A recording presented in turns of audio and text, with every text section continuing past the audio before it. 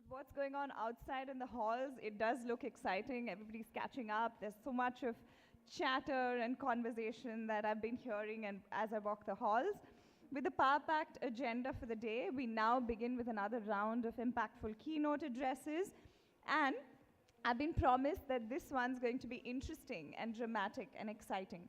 So for the first keynote, we'd like to extend a very warm welcome to Mr. Anurag Nalwade, Director India Blanco, to address a penalty of 285 crore. Learning from a real-life case, how an updated data sanitization policy helps you achieve security and compliance. Please welcome him with a huge round of applause. Anurag, the stage is all yours. Thank you, Shreya. So yes, like she said, we plan to keep it a bit exciting. In fact, the topic which we showed, a penalty of 285 crores, it's also a very astonishing and bold topic which we chose to put. And there's a strong reason for it. The reason we have done it is because the problem which we are going to talk about is one of those problems where we feel that we have taken care of. And in reality, our opinion is that the problem is not actually taken care of. And that gets me to this statement. It says that to know what you do not know, that is obviously the best scenario. The issue is when you think that you know it, but in reality you do not. So that is, in a very strong statement. I'm not sure who made this, but then this is a very strong statement to say that it's a disease. You're just in an assumption that you know that. And recognizing this disease as a disease is to really set yourself free. So by the end of the next 14 minutes, you would see what topic am I speaking about and how hopefully it would help you understand more relating that topic. So for this, what we'll do is we'll get into the current news. There was a very big story about 2-3 months back. It was about the 285 crore fine which I spoke about. It was for a global leader in financial services. It's a name which everyone knows, but it's best not to obviously say that here. But this is how the story went off. So these are a few points which I've taken, and I will just run you through. You do not actually have to read. These are news experts, but I will just try to tell you the story, what happened. So this global leader of financial services, they had a IT hardware refresh, which happens after 3 to 5 years mostly. And in such a scenario, what you do is you ask maybe someone to pick up the devices, destroy the data on it, and then obviously, your job is done. This is what the IT asset team does. And this being a global firm, they obviously had all the policies and security measures to ensure that the data did not go out. But what really happened is, the third party who took these devices, they took 4,900 server hard drives of this global organization, and then they gave this hard drives to some other. They basically sold this hard drive to another third party who resold this further. And this hard drives, which were belonging to the primary company, were there on an auction site, which obviously is not an ideal situation. Now the reason it is important is that the problem of data disposal is something which we all think that it is covered, and we would ask our internal team or an external team to ensure that the data is destroyed completely by different means. But the issue is that what we are seeing in the market, not just in India, more so in India I would say, but globally, is that the data destruction methods are not to be trusted.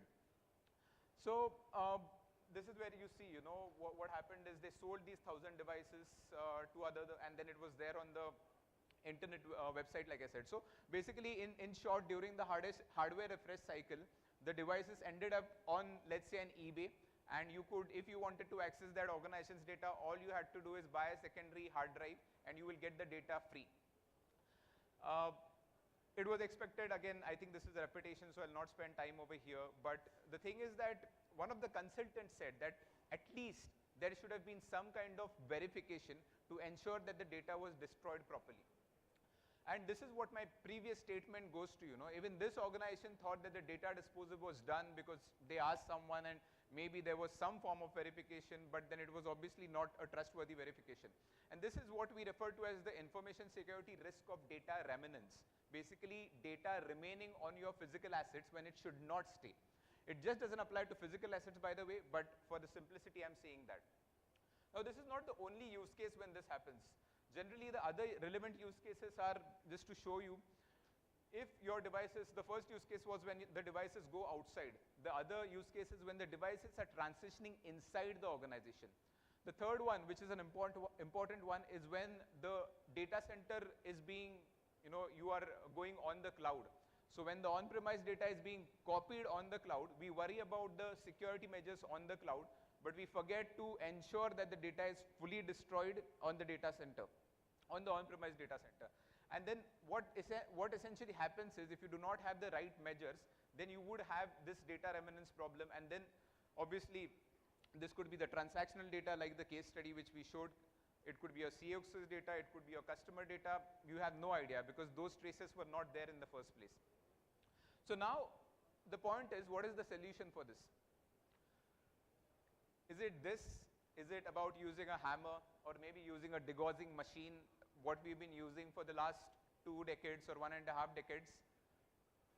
The answer is no. Obviously, if this was working, then we wouldn't get such situations nowadays. And this is where we as a group believe that there are better solutions to handle this problem of data sanitization. We will just, I think, introduce ourselves first, who we are. So we are the biggest data sanitization company in the world. We are a software-based company, so our solutions erase data using software. We have done about 30 crore erasures till now. So that's a big number, much bigger than any other company who has done erasures. And here, just a few stats. We are the only listed company when it comes to data sanitization because it's still a niche area. People are still recognizing the importance of it. But yeah, here are a few stats for you to see. This is our company overview where we have our customers, where our presence is. So quite a global organization. Obviously, the Europe and the US markets where the compliances, where the privacy bills have been there for years is much stronger there, and then a few other countries as well. And last but not the least, we are also the most certified company as far as data sanitization goes, meaning our softwares are not just the most used, but they are also the most tested softwares. So now coming to the key question, we have established what the problem is over. How does Blanco solve it? How should it ideally be solved? So firstly, we looked this problem through a data perspective, meaning the case study which we discussed, there were a few server hard drives, and everyone thinks about servers and laptops. But in reality, your data could be lost even from a pen drive, even from a virtual machine.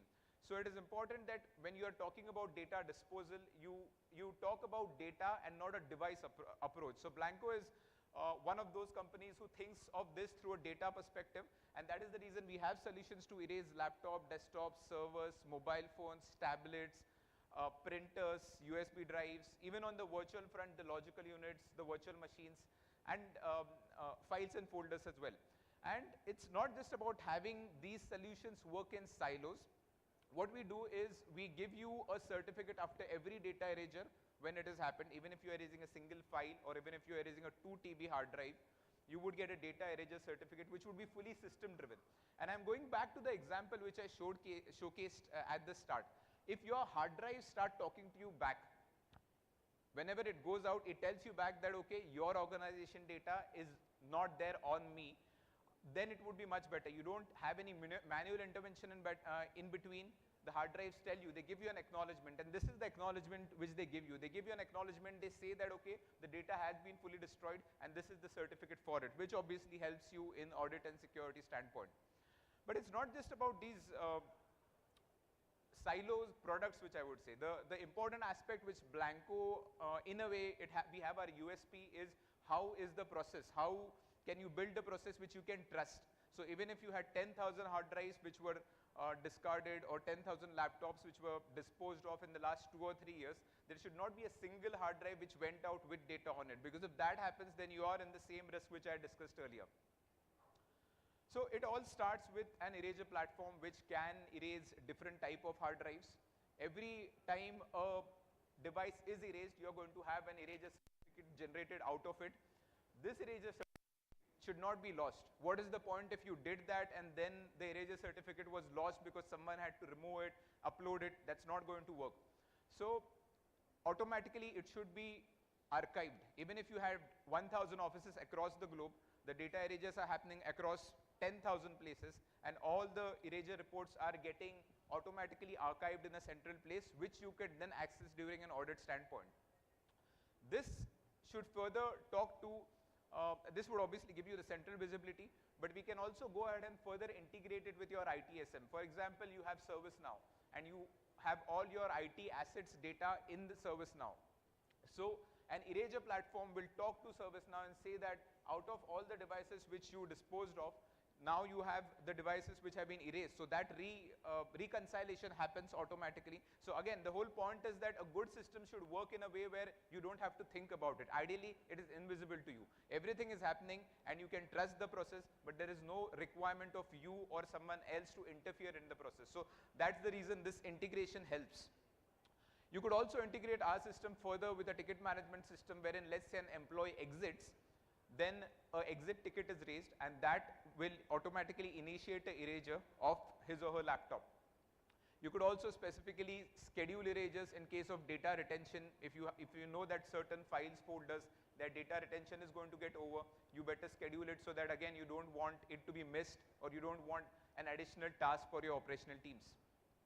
And lastly, but I think most importantly, you should be able to give a door access to the audit team whenever required. You don't want, when an auditor is going to ask you that did you erase a certain data and give me a proof of it, maybe search in emails or ask some teams to just hassle and get that for you. That doesn't work.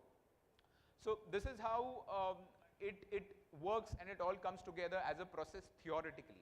But how does it look in real life? And that's what I think it's an important case study which we would like to cover. So we did this case study with Microsoft, I think a couple of years back, and they had, in a way, given a challenge to Blanco that we have a data center, a big data center with 4,000 servers, and we have about 24,000 drives of 1 TB each. So you can imagine the scale. It is 24,000 terabytes of data which had to be erased. Using all the automation technology which I just discussed, we were able to erase this in less than 8 hours. In fact, the time was between 5 to 8 hours. So the scalability option, Blanco is the best solution. It's been tested, like I said, and this is one of the case studies which we wanted to showcase to. And yeah, I think with the case study we wanted to conclude. So thank you very much for your time.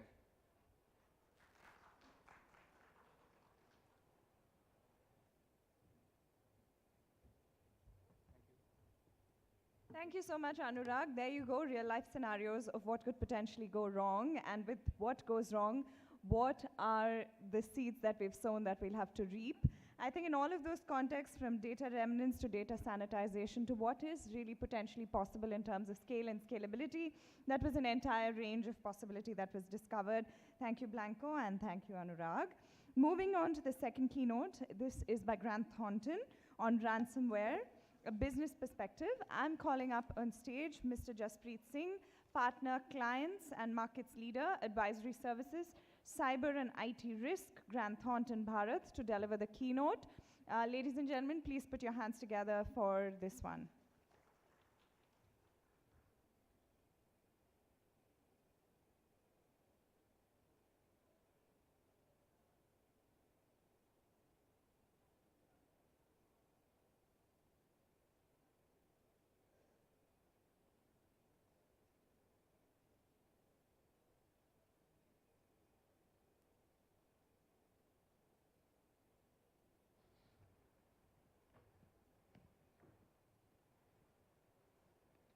Good evening. Good evening. So when I got an invite to speak about ransomware, I first saw what's the time given. And I saw that it's about 15 minutes, right? I thought 15 minutes, what if my presentation only itself does not load in 15 minutes? It's going to be a massacre. Then I thought, let's try and do some justice to what we would be doing. Then I saw that my slot is probably towards the end of the day. Then I thought, let's do 3-4 slides and play a cyber war game with the audience, right? So today what we are going to do is we're going to talk about 3, 4, 5 minutes maximum on what's a ransomware, etc. I don't need to preach to the choir, right?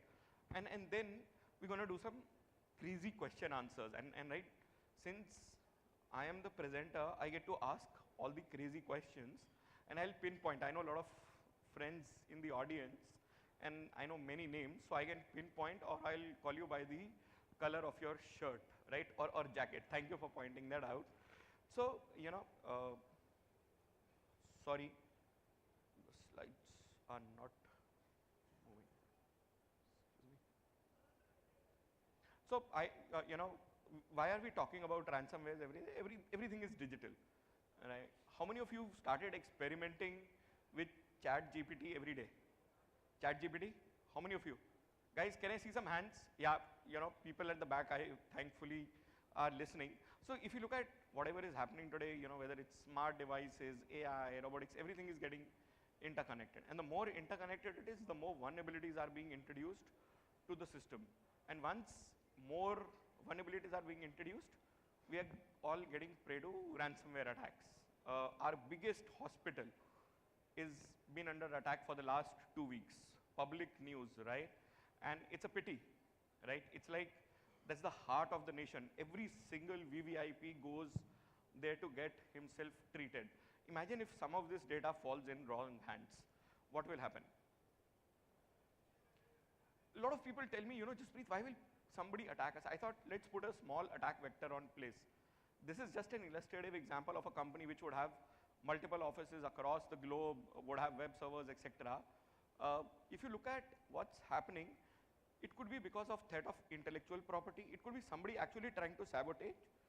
But on the other hand, it could be somebody who's just doing pray and spray, right? Wherein I'm targeting 10, 12 companies and see which is the most vulnerable company or where I can find something where I can go in and earn some money, right? Next, please. So the question is, your main ERP application, whether it's SAP, Tally, I don't care, or whatever your main accounting application is, has been encrypted, and your backup also has been encrypted. So the question I want to ask all of you sitting here is, how many people say that, are you going to pay ransom, yes or no? Don't tell me it depends. We'll play that game. Will you pay ransom, yes or no? And what percentage of companies do you think pay ransom today?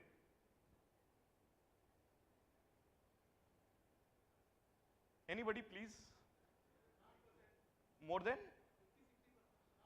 50, 60? No. Will you pay? Yes, no? You will pay. And you said more than 50, 60% pay ransom. Thank you so much for taking the lead. I heard somebody, yes, sir. You will not pay. Excellent, sir. Thank you so much for that. Anybody from this side? Yep. You will also not pay. So we've got 2:1.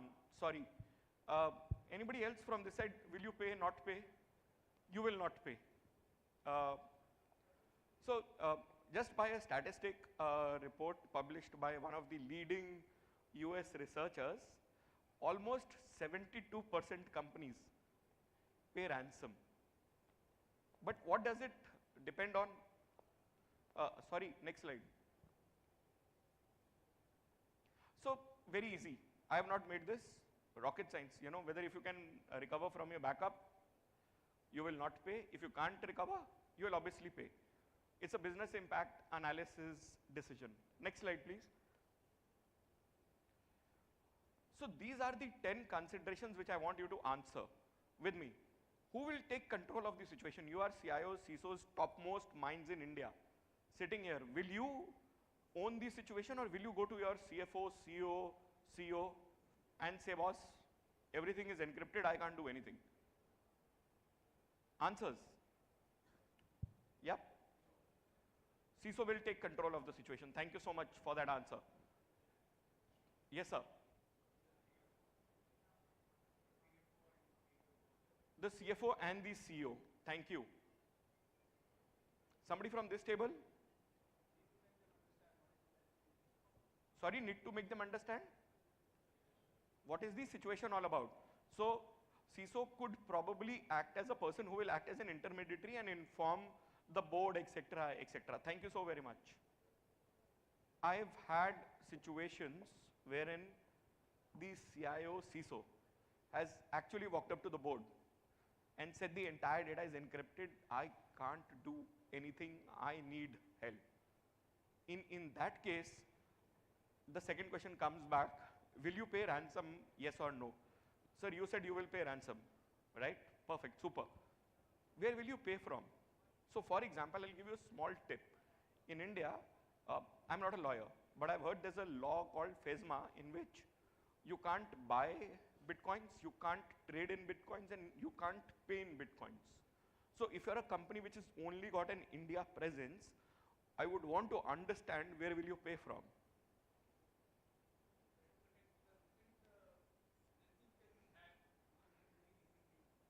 I did not name any agency. The hospital. Thank you for that answer. So the main question is, so the idea is, when we look at it from a tech perspective, ransomware looks like a huge, huge problem. But that's the tip of the iceberg, right? So once you've been hit by a ransomware attack, believe me, there are like 20, 30 decisions that you would need to make at runtime, and each of this decision could actually impact on how well, how fast you recover, right? So, sir, you said you'll contact the hospital. The other big problem that, because we work with a lot of boards, we encounter is, I have paid, I've got the decryption key. How will I account for that money?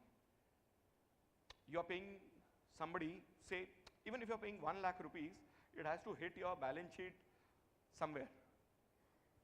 If you put it as expense, again, FESMA will come running after you. So how do you, I don't have an answer for that, believe me, right? How do you account for that money becomes very, very important, and that's where, to Sir's point, it's a decision that needs to be taken with the CEO, CFO, legal, everybody together. Who all will you inform? Who all will you inform if something goes wrong? Anybody? Certain? Sorry? Certain. Internally, employees, what if I am a user who works in your company and you've been hit by a ransomware and I'm not able to log into my machine, my endpoint? Will you inform? Will you inform? Yes? How will you inform? I'm not able to log into my machine.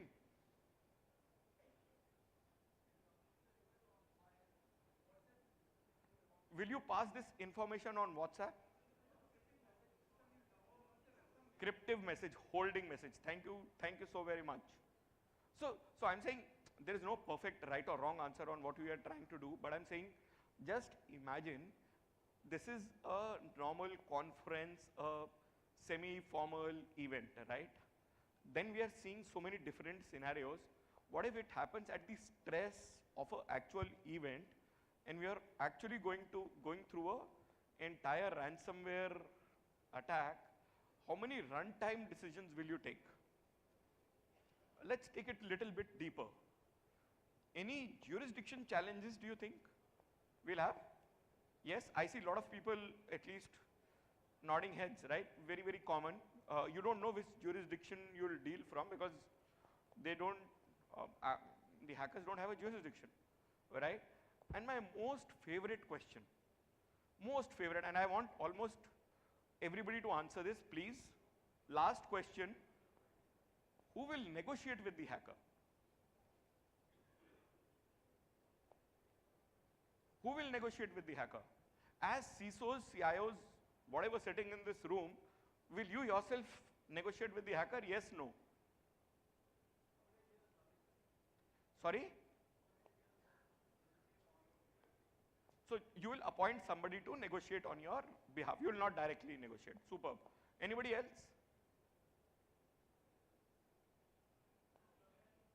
Yeah, legal team. Legal team. Who said legal team? Sorry, if I can see. Here it is. Oh, this side. Okay, legal team. So suppose I am a hacker and I leave a link on the Tor browser to come and negotiate with me. How many legal experts in India would know how to log into a Tor browser?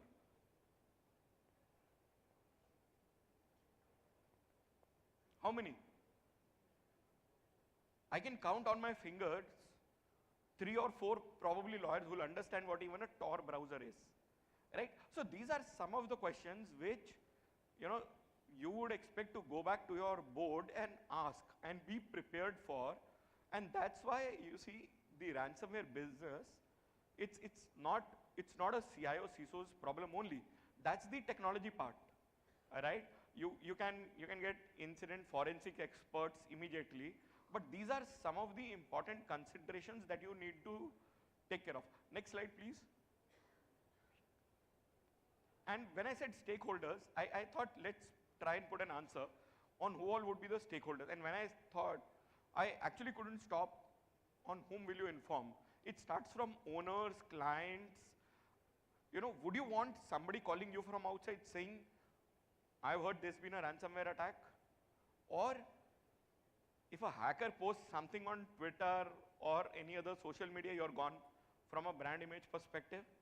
Or would you proactively inform your clients what if it's not a big enough problem to be informed? So who takes this decision from a business impact analysis perspective? How many of you have taken cyber insurance? I'm assuming a lot of people would have cyber insurance, right? Go back and read your cyber insurance policies. Very, very interesting. They talk about informing them also within 24 hours, right? But there will be cases, if for example in a remote site there is some machine which has been affected by a ransomware, you would not come to know within 24 hours. Then in that case, is it a violation of your cyber insurance? Yes or no?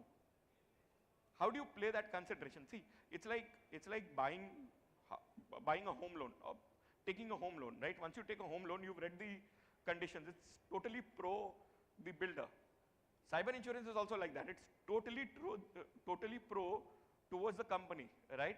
How do you make sure that you've got adequate coverage from a ransomware perspective and you've got all the right clauses in? So these are the various stakeholders that you should keep in mind whenever you're dealing with a ransomware incident. Next slide, please.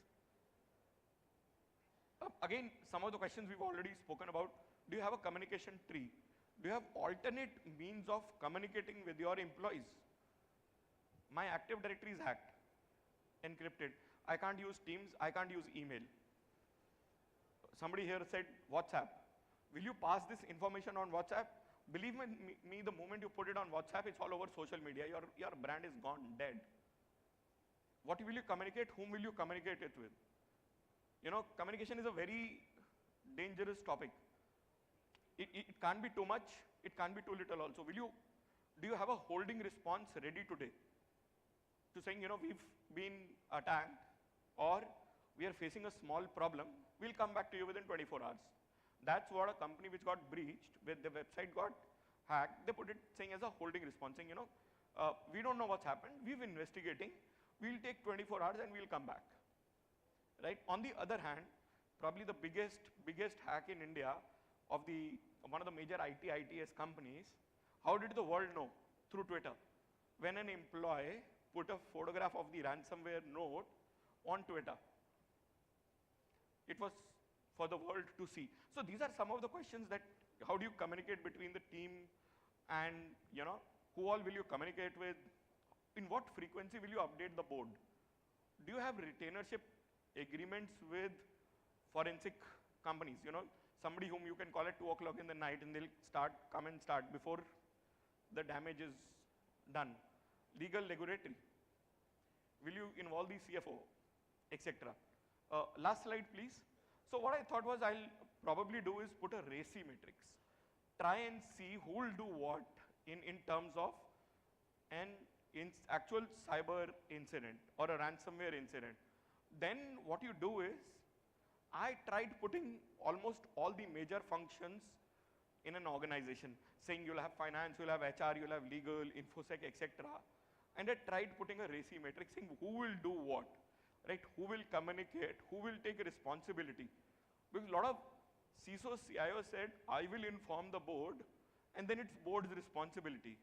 Hello, you can't just wash off your hands and say, boss, you know, now, hey, what, you know, Mr. Chairman, ransomware attack ho gaya, aap dekh lo, kyunki I need the decryption key, otherwise I can't do anything, right?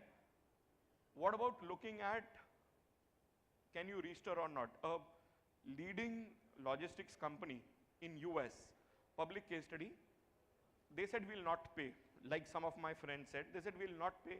In 7 days, they stopped their new orders booking, and they were back to normal. They rebuilt their entire systems. But on the other hand, we all know of a case of an IT company which paid excess of $3 million to get the decryption key because the business was suffering. So these are the points, right? So nobody can today stand up and say, and that's why I put the title of the slide as to pay or not to pay. Nobody can stand up and say, you know, in this case, let's pay, and in this case, not pay. So it's a decision, and the more you do exercises with your board, wherein you ask these questions and try and get answers, the better prepared you will be. Thank you so much. That's all I could do in 15 minutes. Thank you.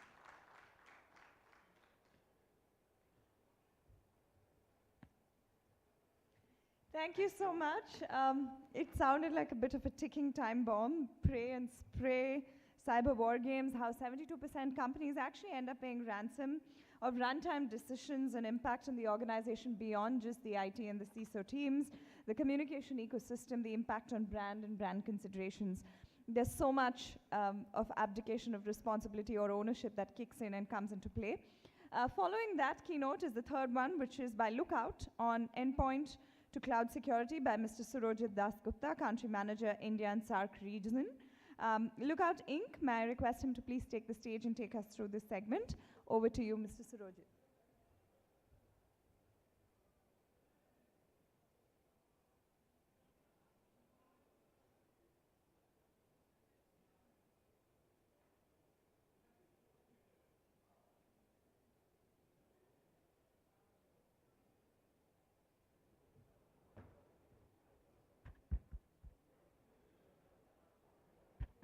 Good evening, everyone.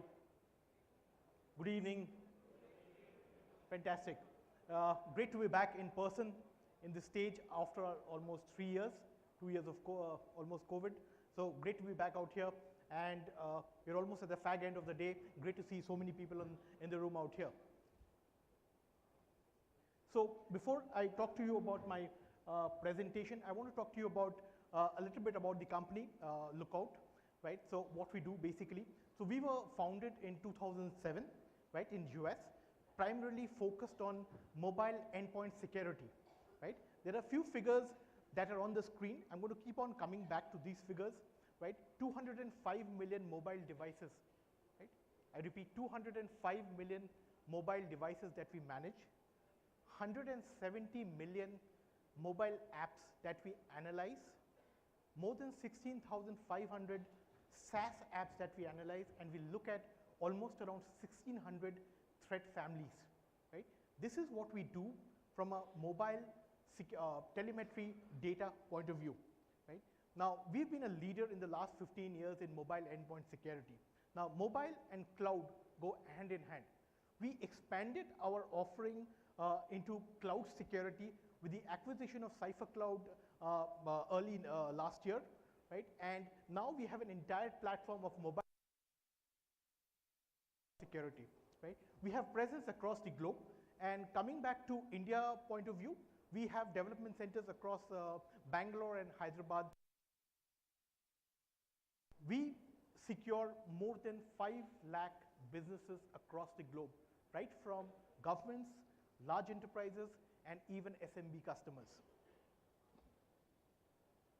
Now, we all know COVID changed the world, right? Now, what is happening presently, right? You see, there's a lot of mobile penetration. We've been all using mobile like never before, right? There's a lot of increase in how people use mobiles, right? A lot of businesses are now front-ending with their mobile apps, right? The first point of reaching out to a business is through mobile app, right? Cloud adoption is definitely growing. And one major change we see is that the increased use of personal devices to access enterprise data, right? So what's the new reality? It's more mobile, more apps, and of course, more cloud. And this is true for our work life, and this is true for our personal life as well. Right. Now, what are the new trends that are happening? If you see from organizations, right, they want remote hybrid working, right? Now, once you have remote hybrid working, you're also looking at more mobile and more BYD devices as well, right? And of course, there's a lot of cloud. Along with that, the IT department also has to enable business, ensure a good user interface as well, a good user experience as well on this, right? Now, once you have this, then there's a lot of impact. It impacts not only the users, the devices, but also applications. And when I talk about applications, the applications can be your SaaS applications, your private applications, as well as your web applications, right? And what is the majority of this impact? It's sensitive data, right? Because there are a lot of risks to this sensitive data, right? From ransomware, which my earlier speaker has been speaking right now, from device compromise, from your account compromise, from your insider threats. So in the new world, what are organizations looking at? They're looking at empowered and secure hybrid workforce for a better and end user experience, modernize IT security, as well as mitigate and mitigate cyber threats. Now, coming back to what Lookout has to offer on this. Before I come to the Lookout offering, since we've been a leader in the mobile space, I want to throw you a graph, the graph which you see beside me, right? This is live from lookout.com, our website, right?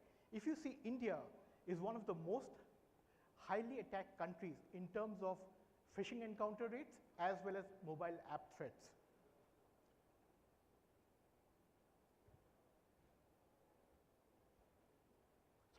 Sorry. Right? Now, also, let me also point out that Lookout stopped more than 3 million mobile threats last year. And how did you do it? Right? The secret sauce for us is our Lookout security graph. Right? This is what we call it as unrivaled mobile security data set. Right? If you remember the slides, the data which I put in the first slide, more than 200 million Lookout devices that we get telemetry data from, 160 million plus apps, 4.5 billion web items analyzed. And let me also make it that, you know, the threats on the mobile are very different from the threats that happens on your laptop and your desktop, right? So attacks are specifically carved for your mobile. They may be neutral or may not work for the laptop or the desktop, and vice versa. Right. Now, threat actors have definitely shifted their force to mobile. The reason, the path of least resistance. And as I mentioned in that earlier slide, if you look at India, it's close to around 38.7% is the phishing encounter rate that we see in India, right? And there's a reason why, you know, they shifted to mobile. Of course, mobiles are much more less secured than a traditional company-owned laptop or a desktop devices. It's always on, right? And it has a mix of personal data as well as your corporate data. So where does the mobile risk reside? Of course, I'm not going to read through everything, right, because of the constraints in time. But if you look from the slide out here, there are threats. There are threats like the Pegasus kind of thing, which we have all heard of, right? Then there are software vulnerabilities, and there are behavior and configuration issues. Right? Now, let me explain to you how a typical mobile kill chain works. Right? Now, if you see an employee or an individual receives something in social engineering, right? Maybe a personal email, right? Some text message or some social media message, right? Which prompts a user to do two things, right? And when they click on that link or something, they will either get to install a malware or they may be taken to a malicious site. Once they do this, then the data is exfiltrated.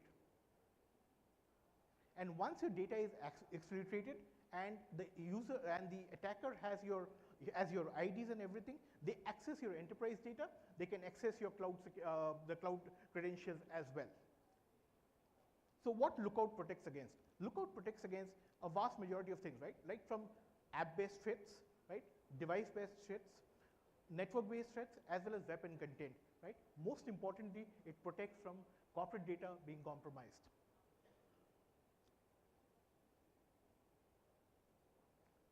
So here is something which we have been speaking before is a mobile risk matrix, right?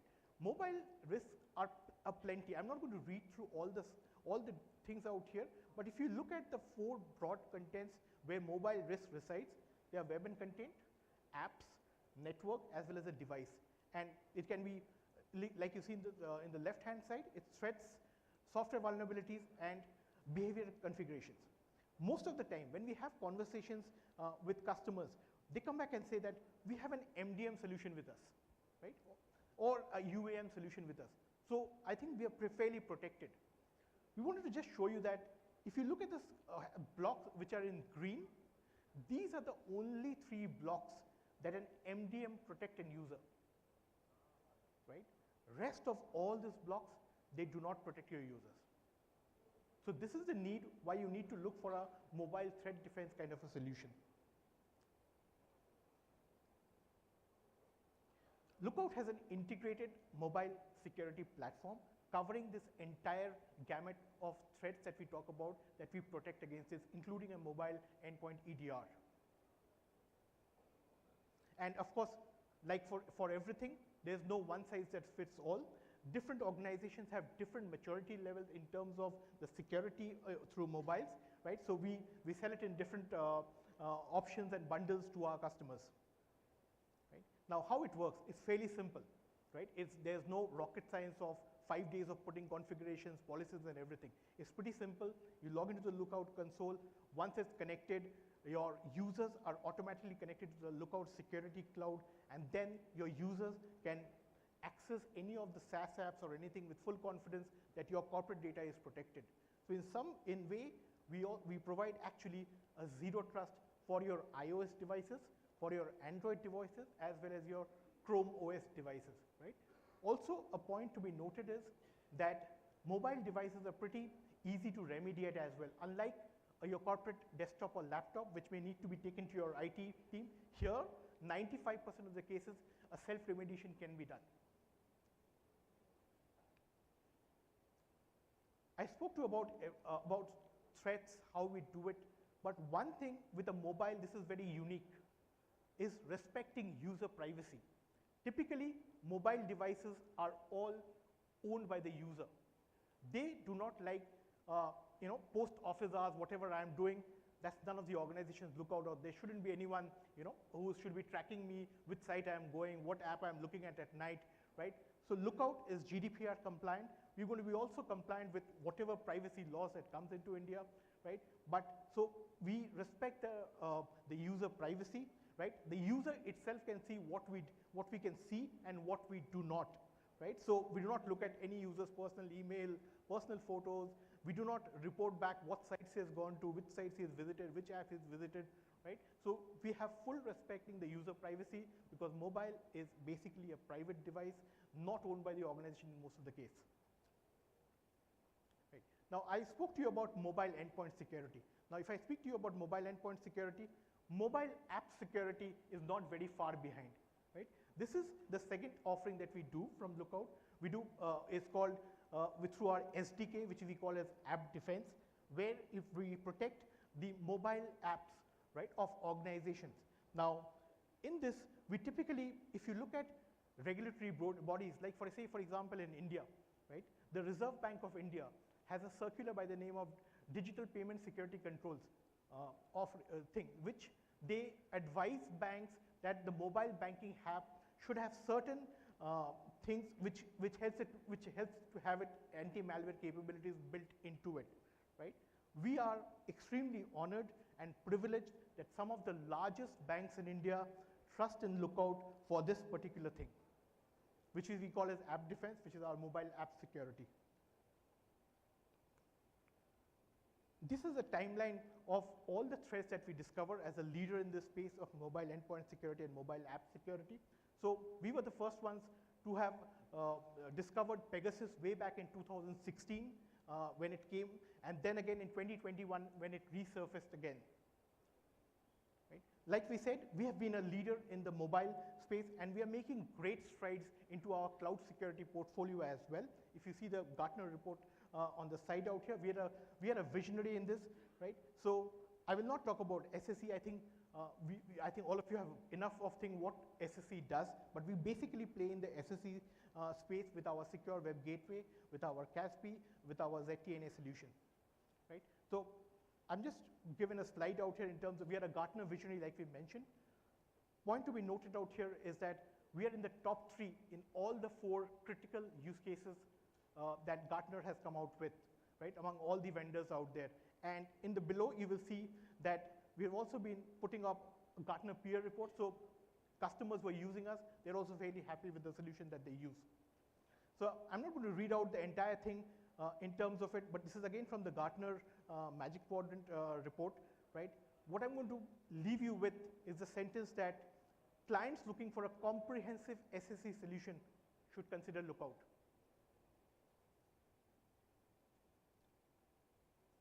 Now, why customers choose Lookout? A single platform to identify, detect, protect, and also remediate, right? Limitless scale, we are cloud delivered, right? So right from a small SMB customer to a large enterprise, we have got limitless space, and we've been an industry leader for many years. This is a partial list of some of our global customers that trust us. So whether you are a government, whether you are a large enterprise, you're a small enterprise, or you're an SMB, Lookout has an offering for you on this. Thank you. We are in booth number 28, so any questions, feel free to come and meet me and the team out there, and I'm just on time. Thank you so much. Thank you so much. Telemetry data, mobile cloud security, footprints, trends, of course, around the range of hybrid IT security, detection, mitigation, threats, vulnerabilities, behaviors, user privacy, application defense, and a lot more. Like I said, some really pertinent questions rising from each of the scenarios that were presented. Now, with that, we come to the end of the segment of keynotes. So thank you, Surojit, and all the other keynote speakers that we had. With that, I request you all to put your attention now for a very interesting plenary. And this is the second plenary on CISO in the decade. What would be the role of the CISO in the technology decade? For this, we have a power-packed panel of leaders with the esteemed speakers for the session. I'm going to invite on stage the moderator for this session, Mr. Ganesh AR, CISO, ICICI Bank. Joining him, we have Mr. Jackson Fernandez, VP Information Security and ICT Governance, Bangalore International Airport Limited. Mr. Saurav Chandra, Executive Director and Lead Cybersecurity India, Security Architecture, Providence, India. And Mr. Debashish Jyoti Prakash, Managing Director, Asia Qualys. May I now request you all to please join the stage, and can we have a huge round of applause for this plenary? With that, over to all of you. Looking forward to a great session.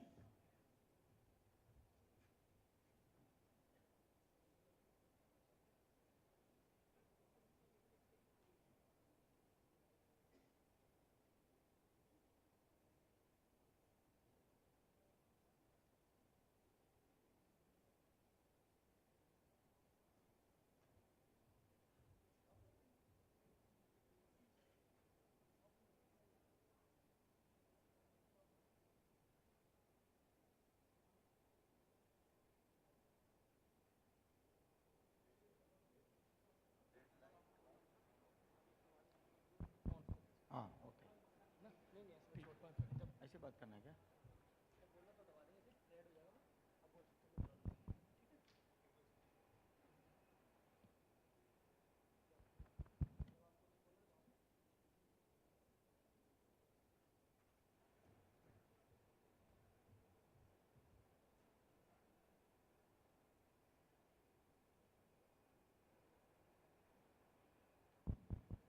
Hi, good evening, everyone. This is the last session, I believe, and towards the end of a very long day, so we will not keep you waiting very long, and unless and until you have some lot of questions thrown at us. And I have with me my co-panelists, and I thank, to start with, on behalf of the co-panelists as well as myself, really thank DSCA for giving this opportunity to us. So basically, this decade and all of this, meaning I also heard very recently that I believe 2021 to 2030, the current decade that we are running is kind of being called the decade, etc. So that is where the context of the topic of this discussion comes in. And obviously the whole context around the topic is that there are a lot of things changing, and this decade is going to be probably different from whatever we have seen in the past. And in that kind of scenario, what will be the role of the CISO, and how will it kind of stay, change, whatever it is? And obviously there will be a lot of things about constantly changing, digital transformation, etc. But I want to kind of be a little counterintuitive here. I will step back a little bit. To start with, I will probably throw open the question of, okay, fine, a lot of things are changing, everything is changing tomorrow, everything is this one. That is the kind of refrain that we always hear. But I just want to step back a little bit and probably seek the views of the panelists in terms of, while so many things will be changing, what is it that will not change and will continue to be important in the role of the CISO, not just in this decade, but probably for a number of decades to come? And maybe we will spend just a few minutes on that before we jump into what is changing, because quite often there is a good chance of sometimes getting carried away by what is changing and not kind of necessarily focusing on what is going to stay forever. I'm just reminded of what Jeff Bezos used to have as a value in Amazon, saying that look at what the customers will always want for the next 20 years and gear up yourself for that, which is kind of a very wide range, good prices and good availability all the time. So something like that is what comes to my mind. Maybe I will just start with Saurabh. In terms of what do you think in our roles that we do will stay not just in this decade, but probably in the next few decades? I hope I'm audible to everybody. Okay, thank you. So the role of a CISO is actually a very interesting one. While we keep on talking about digital transformation, and the topic of this plenary is to actually talk about the CISO in the decade, but personally to me, there are foundational things that a CISO must keep on doing. So when I talk about foundational things, and this has been brought by quite a few of the speakers early today, I'm talking about simple things like sensitive data encryption, I'm talking about patching, I'm talking about backups, I'm talking about secure remote access, pretty much everything that you need to make things foundational. One big thing I would also kind of point out is definitely the need of end user trainings and the deployment of the necessary tools in the enterprise to manage risks in a very better way. Earlier, a gentleman actually pointed out a term called security by risk. So that is definitely something that I believe is something that we would be doing. Yeah, thanks Saurabh for that perspective. Maybe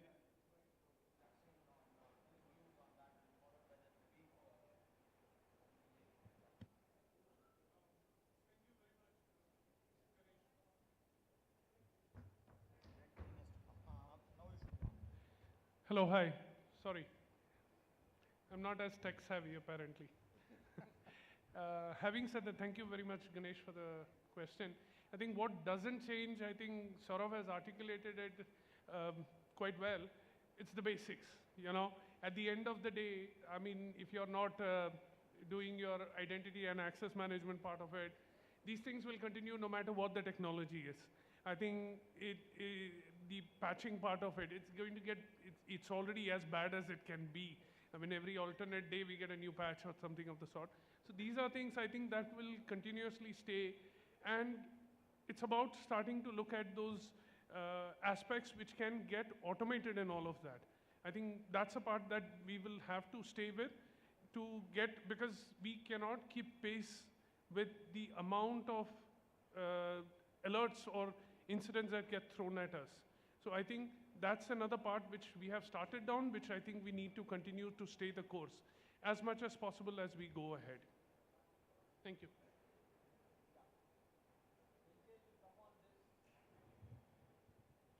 DJ will come on this panel from probably a very different angle from the other three of us, because we are kind of so-called CISOs or whatever it is. DJ, I think, will add value in this panel from what he is seeing his customers, people who are buying from him, look at these kind of things. So that way we will probably have a very nice complementary view from DJ on these aspects. So what do you think when you are trying to sell to CISOs, where whatever they have been kind of asking for and whatever, let's say, will kind of remain the same. We will come to what will change in the next round. First of all, good evening, Ganesh here and other panelists and members in the audience. So, the wheel is constantly going to be round in shape. The terrain will change, the road will change, but the wheel will remain round. My discussions when I started my career in cyber 17 years ago, 18 years ago, was reducing risk. The discussion continues to be the same. Things that perennially changed around landscape was threat vectors changed, asset classes changed, vectors changed, hackers' way of doing things changed. What did not change was the constant effort by CISO and CISO teams to ensure that their efforts are always translated into risk reduction, finally resulting in breach prevention. So, like everybody on the panel, says, be it the patching story, be it the inventory story, you will have to define new nitty-gritty of doing things when assets continue to evolve or become modern day assets. But the problem essentially will remain the same, and CISOs will be faced or will be tasked with the job of making sure that the information risk does not become a business risk. So from our conversation with large CISO organizations and their security operations team, what we see is while they continue to talk about scale being a challenge, workforce unavailability or talent being a challenge, but what hasn't changed is the fact that businesses continue to be attacked in various forms, and it still becomes the top of the board agenda to make sure that business is resilient and CISO teams continue to be restless. Thanks, DJ. That was a good kind of complementary angle of coming at it in terms of what you are seeing. And now now that we have established some kind of basics and what will not change, I think now obviously everyone will be eager to look at what is it that is changing. So I'll probably start off with Jackson in terms of what is it that is changing and what is it that he is seeing in the work that he is doing. Particularly when we talk about change, obviously the key thing that comes to everybody's mind is this whole gamut of digital transformation, particularly post-pandemic and all of that. And that within that so-called huge buzzword or all-encompassing catch-all bucket, there are a lot of other things which will happen like movement to cloud, automation, etc. So under that whole broader gambit of digital transformation, what is it that you are seeing in your organization, and what is it that you are seeing in terms of how it is impacting the role of the CISO and how you think it will impact, let's say, the role of the CISO in the next decade? I think how it is changing us as CISOs is about the pace of change, I think. Because previously, we had time to adapt to the innovation that is coming in. We had time to learn from it, see what are the, like Debashis said, what are the threat vectors that will materialize out of it. I think that pace is changing. We now have to be geared up for protection at a far greater pace. So let's say, for example, if we talk about blockchain. Now, one of the things is, and I've heard in other forums also, everybody wants to do blockchain. Why? FOMO. Otherwise, I'll miss out. Everybody is doing it. Why am I not doing it? So let's do it.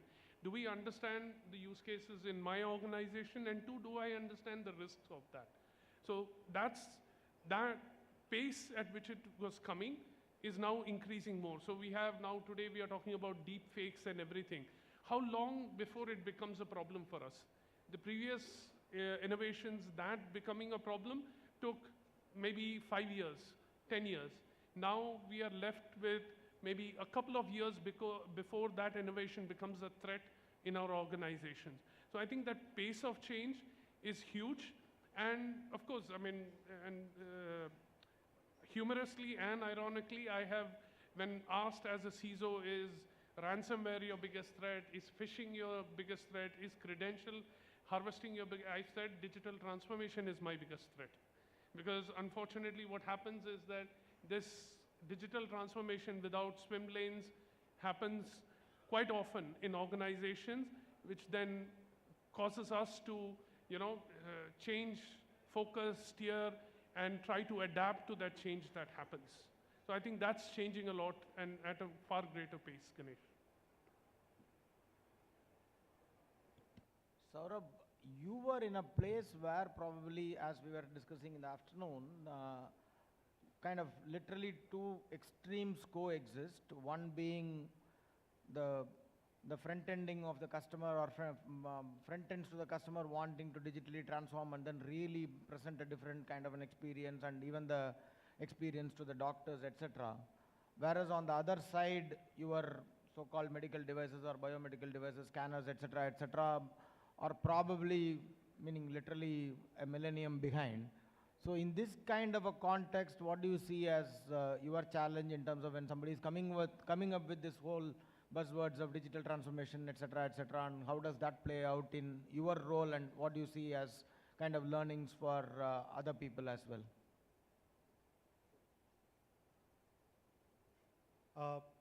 Yeah, sure. Thanks, Ganesh. So I can give you a little biased view from the healthcare industry. I think it will be a little apt in the topic that we are talking about. If you ask me what are the two things that keeps me awake at night, the first I say is digital transformation, and the second I say is legacy devices. And I'm pretty sure we have been hearing the same terms, since the morning itself. As a CISO, digital transformation, I wouldn't say it's a nightmare, it's a reality. We have to live the reality. On one hand, when the digital innovation groups, digital transformation groups are running ahead with their initiatives of bringing in new solutions, latest and the greatest solutions in the market, the concept of security is actually left behind to a large extent. Now that's exactly where cybersecurity has to step in and manage the pace of transformation. So that's on the digital transformation piece. The other thing is legacy devices. There are many environments.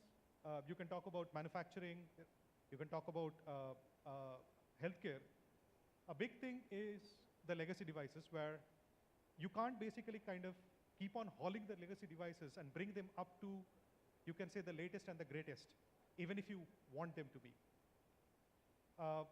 There are many sides of the story to it, but then the end of the day, the result is, you still have to keep on using these devices and have to tackle, the issues, the risks, the vulnerabilities, and so on and so forth in a very different way, so that you basically can operate and balance on one hand with the legacy devices, managing the legacy devices and putting a separate plan for them, and on the other hand, managing the digital transformation, the people who want the latest and the greatest and probably the next thing on the planet.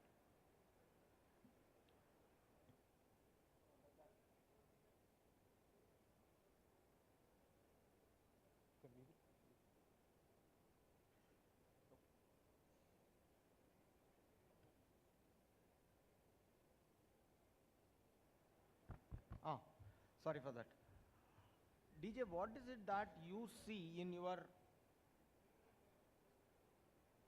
customer interactions? I am sure that in a lot of interactions, in terms of to close or to kind of take your leads through, you may not be interacting only with the CISOs, but also with business leaders and even people like CFOs. And obviously, you must be hearing two sides of the story, right? One side which is talking about digital transformation, etc. How do we move ahead, etc., etc. And on the other side, you must be working with the CISOs also to kind of how to stay on top of all of this. So, what is it that you see there? Because you probably are in a view where you are probably interacting with both these sets of people. So true, Ganesh sir. So what happens is, for us, as an end user, or let's say even as a vendor, talking to many customers, their challenges become our challenges, right, to solve. So digital transformation is both a boon and a bane, right?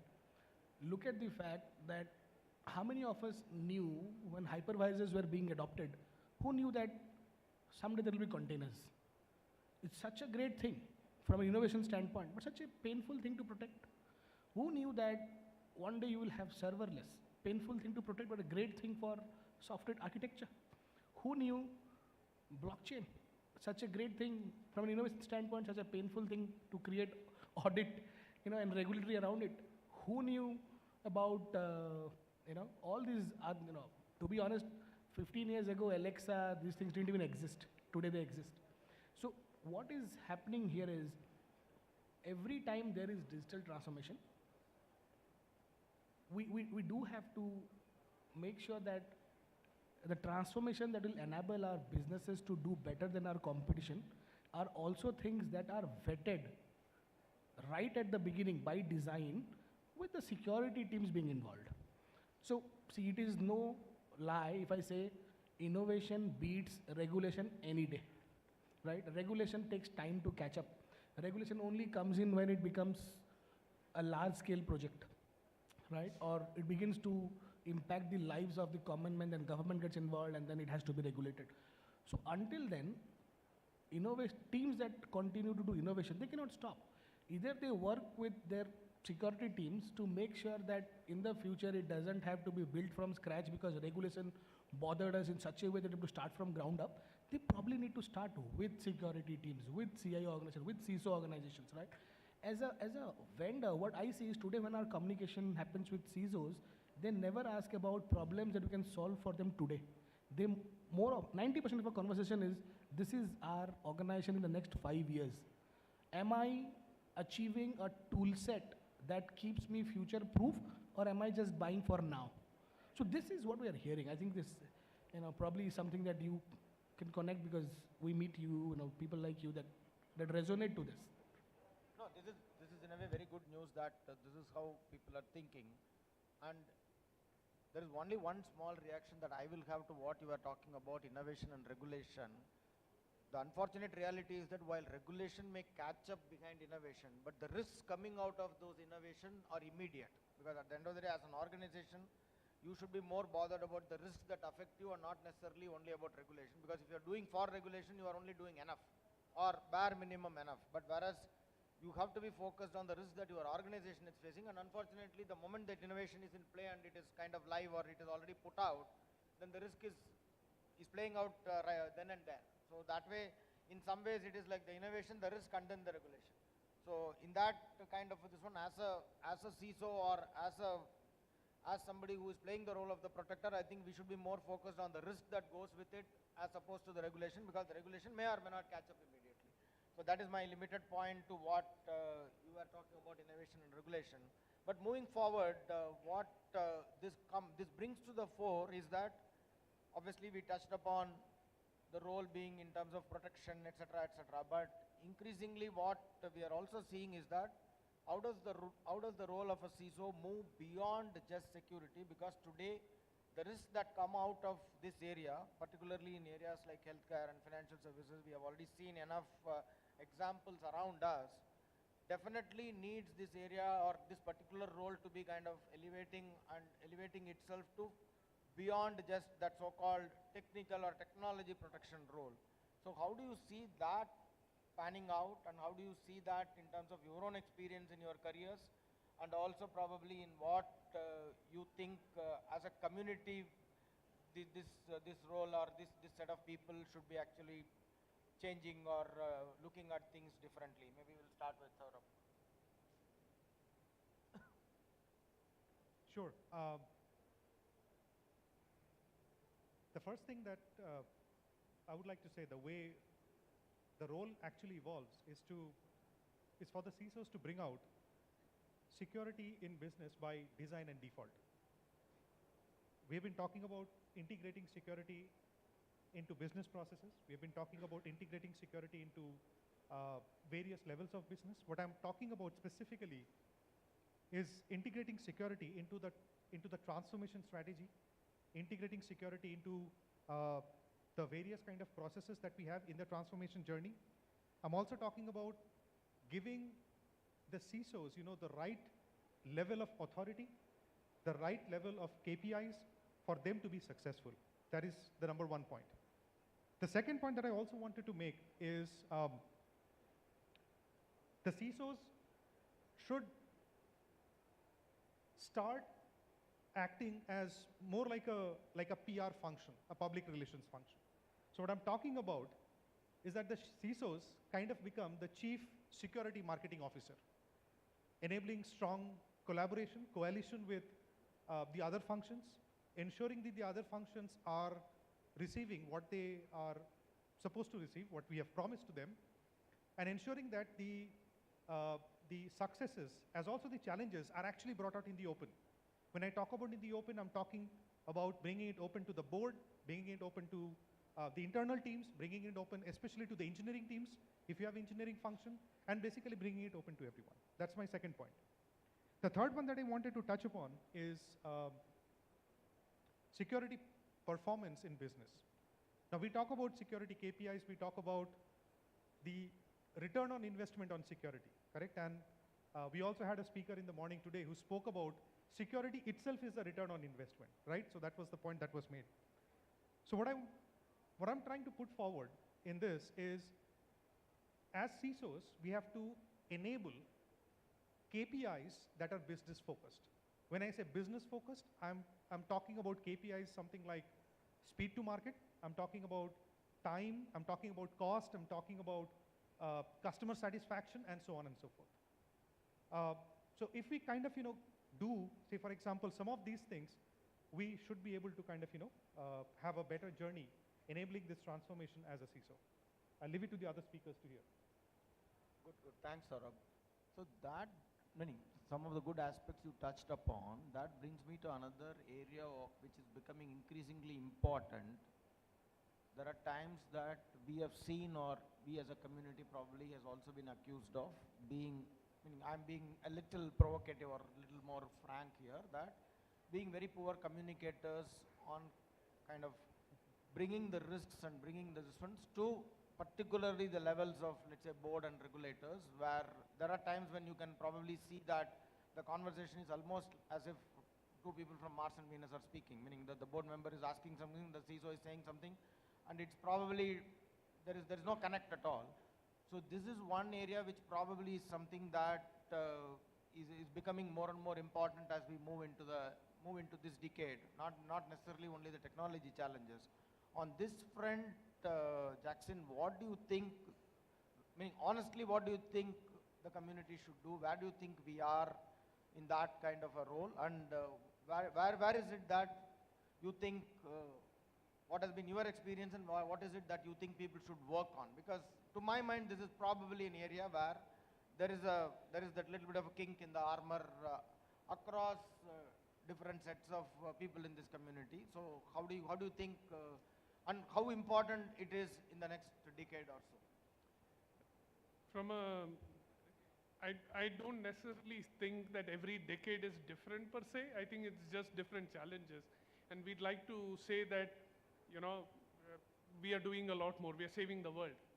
It's a job at the end of the day. Having said that, I like what Saurabh mentioned about Chief Security Marketing Officer. I think from a CISO perspective, we have a lot of acronyms to play around with, so marketing wouldn't be an issue, sort of. So I think we have a lot of things, and now whatever we say zero trust, we say AML and everything, we have enough. I think one of the critical enablers, for business, what are we in the business of? Cybersecurity? What are we actually selling? Trust. When it comes to a B2C component, we want our consumers to trust that the products they are using, that the services they are using is trustworthy. If we come to know that whether it is an app, whether it is a website, if anything is not secure enough, because of which they could be at loss, is what the business loses. And as internal customers, what are we selling to, let's say, whether it's marketing, finance, anybody else, what are we selling? Not necessarily trust always, but usability. Can I do this? If I have to add 2 more hurdles to the entire process that a finance guy or a marketing guy goes through, I think we may have missed the boat a bit. It is sometimes inevitable. I'm not saying that 100% of the time Ganesh will be able to solve that problem, because coming from an aviation sector, I can give this as an example. Today, the cost of all of us traveling is what? You go through physical check. Can I remove that today? Will you be trustworthy getting onto that plane if I remove the physical security check entirely? You will start getting doubts on it. But can I bring in something instead of somebody very intimately patting you down to doing something which allows you to go seamless? And that's, I think, what CISOs will have to play that role, whether it is a B2C, B2B environment, internal or external. So I think trust is the commodity that we are trading in, and I think that is what we have to sell, assurance. That's my 2 cents on it. No, that's a good point. I think the analogy that you gave of how somebody getting whisked through is very important, both for the operator as well as in the minds of the person who is experiencing that. It's almost like if tomorrow, if we allow banking without passwords, will people be comfortable? So Absolutely. so that's a very good analogy. And DJ, what is it that you see when you are interacting with CISOs and in this journey of, let's say, engaging with the larger community, engaging with particularly the board level members? And today, this becomes a problem, or this becomes an area to focus on for 2 reasons. One, because of the increased importance that this area is receiving, and I would say, and number 2, it's almost like our WhatsApp problem with our doctors. They are also becoming much more aware, much more this one, however much it may be what you call half aware or half intelligent about these areas. Obviously, they also pick up the papers and then see a lot of things happening. So that way, the awareness levels are also kind of improving. In that kind of a combination, what is it that you see in terms of your interaction with CISOs and how the community is actually shaping up? Correct. To add on to what Saurabh talked about, Chief Security Marketing Officer, wonderful idea. The fact that news only shows bad news more and good news less, right? The 99.9% time the security team did a good job is never marketed well, right? So hats off to that plan. Second, coming to Jackson's idea about, security should be made simple. Really, it should be made simple. In our communication with CISOs, what we hear is, CISOs perennially are thinking that everyone who is offering a solution is forcing me to believe that security is a hard problem to solve. You can't do it yourself. So involve me, involve this guy, involve that. You're not, so they're still selling probably more scare. I think security is simple. Security can be made simple. Basics are still the biggest part of our cyber hygiene. Every time there's a breach, we see that it involved an asset that was the least visible asset to the enterprise, right? I was, very recently we had a customer advisory board meeting in Mumbai a month ago. We had a CISO from an Australian insurance company attend to it. He was a new hire. He said, only after joining them I found out that they don't even have a vulnerability management product. And when we did an effort, we found out there are millions of vulnerabilities. So I thought to myself, am I the chief security officer or the chief scapegoat officer? Because it is just too much to do, but it will result in a breach even before I can begin to deploy a plan to execute here, right? So I think in our communication with CISOs, what you're hearing is, let's not make cybersecurity seem and look complex. Let's make it simple. It's like brushing your teeth. Simple thing, but you must do it every day. You miss, there's a problem. So let's make security simple. Every CISO tells us this. Let's make it simpler, more scalable, more simpler. Let more people outside of just the CISO and his team participate. It is not a problem only for one individual, right? So I think I agree with Saurabh's idea of doing security marketing officer, Jackson's idea about making it simpler. This is exactly what we hear from our customers. No, fantastic. Excellent thoughts from all around and from different perspectives. And I think as we see the thing has already turned red, so we are beyond time. So with this, I think we'll kind of, obviously this debate can go on forever. But the points that emerge are very clear. There are a few things which will remain forever in terms of discipline, hygiene. Those can never be given away in spite of whatever technology landscape and digital transformations, etc. that happen. But at the same time, the role will also have to evolve much, much faster because the new innovations are happening faster. And the way in which the security teams will have to both react and proactively adapt to what is happening and kind of put that business context onto it and make it kind of sensible for both the business as well as the end customers that we serve. I think that is probably the most important takeaway as far as at least I would look at it. And on this note, do we take audience questions? Or we don't have time? Okay, fine. On this note, we will wind up, and I would like to thank my co-panelists. Thank you for being such wonderful participants. And once again, thank DSA for this opportunity. Thanks, everyone. Thank you so much, panel.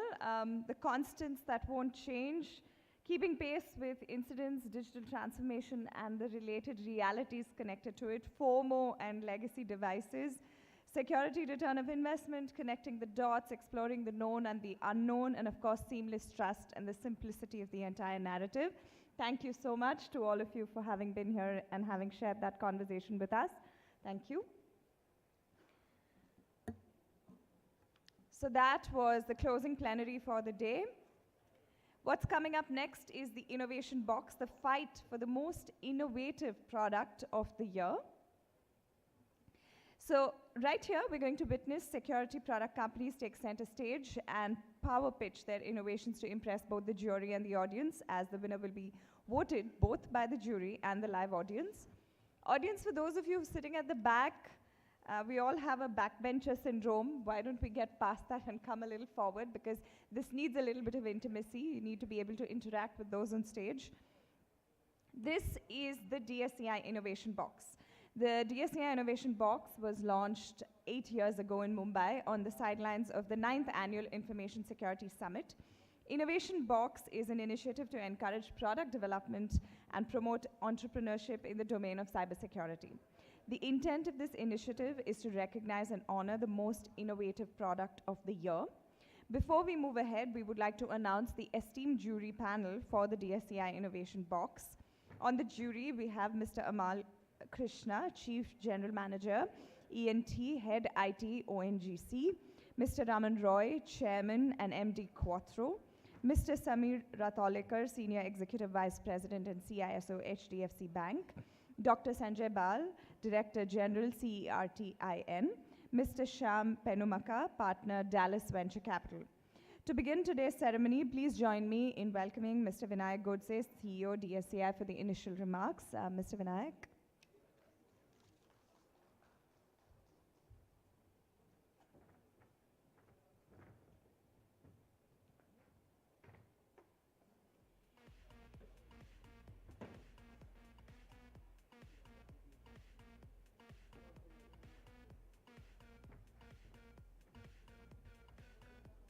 Give us a minute while we set the stage up. And like I said, audience, why don't you come ahead? All those of you sitting in the back, move forward so you can actually vote, and you can also engage in the question and answers that may be asked of the team.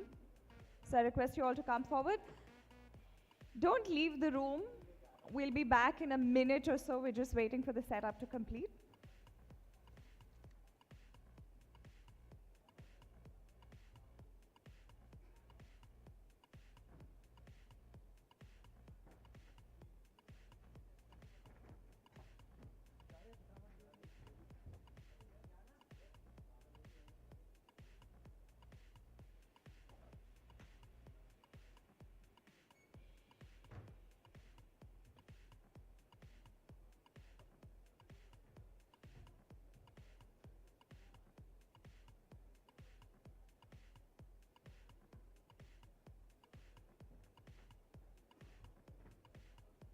To all the teams that are going to be coming up on stage to present, 5 minutes is your window for the pitch.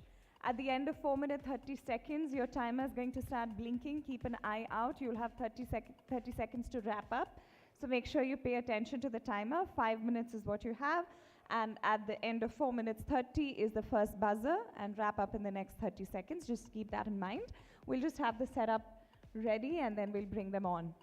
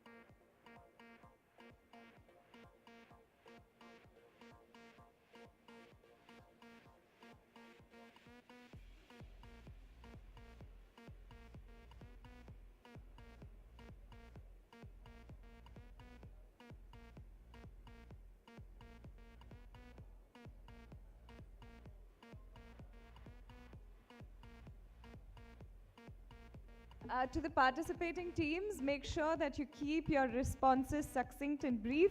You're not only going to be judged on the innovation itself, but also how rapidly you're going to respond, jokes apart. Just keep it brief. Brevity is a good thing. Respond pointedly to the question, and in the Q&A round, make sure that you get as much time to accommodate as many questions that come to you. No pressure. Take a deep breath and get ready. After all, this is your home ground, and you have a lot of pitches to make. So breathe free, breathe easy, and go through it comfortably.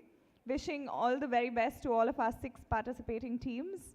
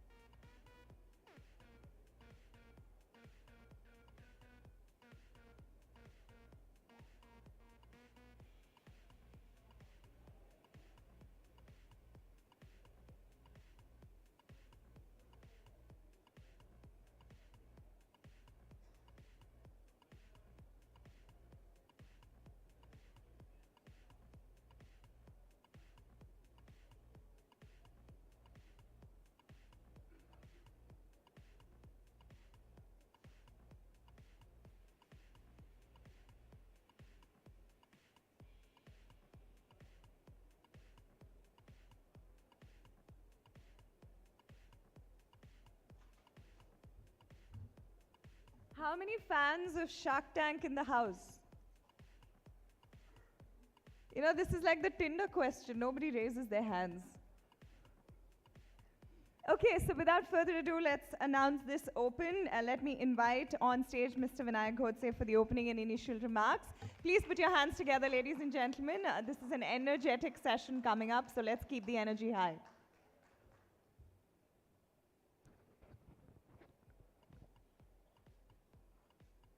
So this is a ninth innovation box. We started this as a kind of raw idea in 2014. We thought we should start doing something. When in 2012-13, the AISS until now was largely focused on protection, defense, helping organization prepare much better for cybersecurity. But we started seeing that there are some startups, 10, 15, 20 startups in 2010-11 in cybersecurity. When I'm talking about startup, I'm talking about product companies, not a services company in cybersecurity space. So by seeing these 15, 20 companies in 2010-11, we thought there should be some mechanism, some platform to recognize the work. And then that's the idea basically which came that what we can recognize is we can recognize the idea, the product idea of the year basically, right? And that's what this innovation box that we as a concept, as idea started. And we are really happy to know that what we started in 2010-11, only 10, 15 companies in cybersecurity space, now almost 300 plus. Let me reiterate, 300 plus security product company now in the country. And various different parts of the country. Really inspired to see somebody in Madurai, somebody in a small village in Tamil Nadu, somebody is in Belgaum, somebody is in Chandigarh, somebody is in Kashmir as well now. So thinking about building their own in cybersecurity space. And this ecosystem for cybersecurity product basically is really growing, and this growth is largely because of the kind of plunge that people are taking to build their own in technology. We all know the volume and velocity, the complexity, the diversity, the requirement of the discipline, requirement of the accuracy is very difficult problem to solve basically, right? So technology itself is a problem, but in deep technology, cybersecurity is a more sensitive, critical challenge basically. Still, we see that ecosystem is growing. There are definitely some celebrated examples. There are a lot of success stories that we see in this year of 2022-23. Last year, we have seen that the pandemic has really helped Indian startups to grow quite significantly. And these success stories are inspiring a lot of those new stories coming in as well, actually. And I really thank and really glad to know that all the years that we have been doing this innovation box since last 4-5 years of time, Indian product company, which has really come into the market, they have grown, they have come to the level, they are coming to support this particular innovation box as an idea. So here we have Critical, which is one of the really successful product story of India. Thank you, Critical team, for coming and helping us with this, supporting this particular innovation box. Successful product idea, and there are many such, but Critical this year came forward to support this particular thing, and they had gone through this kind of phases in early 5-6 years back as well. So the innovation box is because we know that security as a discipline is now evolving with a lot of those nuances, lot of areas, lot of those challenges, lot of challenges coming in different domains as well, right? And there are, if I today talk about use case, there are hundreds of use cases, and these use cases are very specific to the specific sector, specific domain, specific environment basically. And in that now the use cases are giving deliberated a lot, and the people are trying to build a solutions, and solution built in one area is now can be used for other organizations as well. So in the morning we heard from UIDS, somebody like UIDS is now talking about creating very specific environment. They've literally set up a POC environment to work with security startup, and there are already a couple of startups are working with Aadhaar now to take care of the Aadhaar 2.0 cybersecurity challenges and privacy challenges as well. So somebody like Aadhaar is coming. We know that somebody like big banks of India, big manufacturing company, healthcare organization are now looking at to work with startups basically. We have very interesting examples to quote. We can't quote the name of the organization, but there's a one defense unit which is developing entire security stack with Indian startups basically. So 18 to 19 of our startups are working for that one application. And by seeing that one application, the way it is coming, a lot of defense units are coming to us basically. We are talking to Air Force, we are talking to Navy, we are talking to already so many different units of the Army as well. And that's why, and by seeing that, all the public sector organizations, we all know that they have difficulty in terms of procurement from the startup. But I myself has been designed to develop a policies for these PSUs to to help them to work with the startups basically. And government intervention like preferential market access policy has really contributing for that basically. So this entire ecosystem, in terms of the overall pipeline of new solutions, new ideas coming is growing quite a lot. Every month now we are running the incubation round, and every month we are getting to hold 7 to 8 kind of new companies coming in different areas of cybersecurity. They are coming to solve very sensitive critical problem as well. They are not only now solving the problem of BFSI sector or leading sector basically. So we are now seeing companies coming in hardware security. We are seeing companies coming in a SCADA OT security as well. So we are now able to attract them to some of the critical national priority areas as well, like hardware security, OT security. We had one set of startup working only to solve the 5G and 6G security problem as well actually. So this ecosystem is vibrant, and that vibrancy is now really demonstrated in different domains, different areas, different use cases. Lot of companies and lot of CISOs that we see here coming in has been coming here to just to look at what kind of new startups that you are bringing it to us basically. And there's a startup pavilion we set up.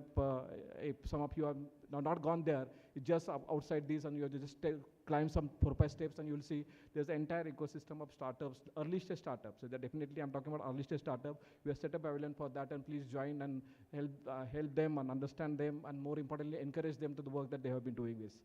With this with having said that, I welcome you all the jury members here. We had help us to even select the 6 startups to compete today. Welcome all the startups competing here. All the best for the best day of your life. Basically, we know that anybody who got this DSA Innovation Box Award had got quite a good successful in the market basically. The lot of traction that organization has got after coming out of this one. And all the people who joined us, you have a role to play, right? All of you have the device, right, to vote as well. So your view and inputs will be also important to select the best idea of the year in this today evening. So once again, welcoming you, and it to you for the next course of action. Thank you. Thank you so much, Mr. Vinayak. Exciting insights, inspiring stories, a higher impact, and what is happening across the industry with these journeys that are going through in reach, and of course, off and for and by the startups in the ecosystem. So truly inspiring there. With that, I want to now invite on stage Rajendra S. Pawar, Chairman DSCI, who will address and kickstart this segment as well to share his thoughts on what the Innovation Box means to him and what it is for all of us. Nothing more to add, but if you've been to a convocation, university convocation, and someone comes and says, the president will now declare the convocation open, then the president comes and says, I declare the convocation open. And then life goes on. So I'm here to do that. Thanks to our jury, very competent people. Just one point which I do want to make, and this last 2 years, because of COVID, I think we've gained a lot. Let me say, first, we lost a lot, but we gained a lot. And as I was mentioning in the morning, one of the things which it will take us some time to adjust to is a sense of time and space discipline. And I was just commenting. So just because we were working from home and not moving out, going from one meeting to the other was a button, press, go and come back. And now suddenly we realize there's something called commuting, even if we have to go to the other room. So we are seeing a bit of that. But in the middle of all of that, what we can see this year is a huge amount of energy. In mornings, we couldn't get place to walk. So there is obviously, these 2 years have built a lot of momentum which has not been visible. And that's showing up in many other measures. But in terms of new companies getting formed, we saw a bit of that when the Grand Challenge had happened. Number of youngsters coming forward to respond to ideas. And events like this actually become signaling mechanisms. Because many young people are now excited about startup, but when they say, what do I start up with? And then putting in front of them competitions, putting in front of them areas where we want you to compete, helps people to get a signaling mechanism. And today's event will also display a bit of what we've asked people to respond to. So wishing everybody the best, and thanks so much. We should get started.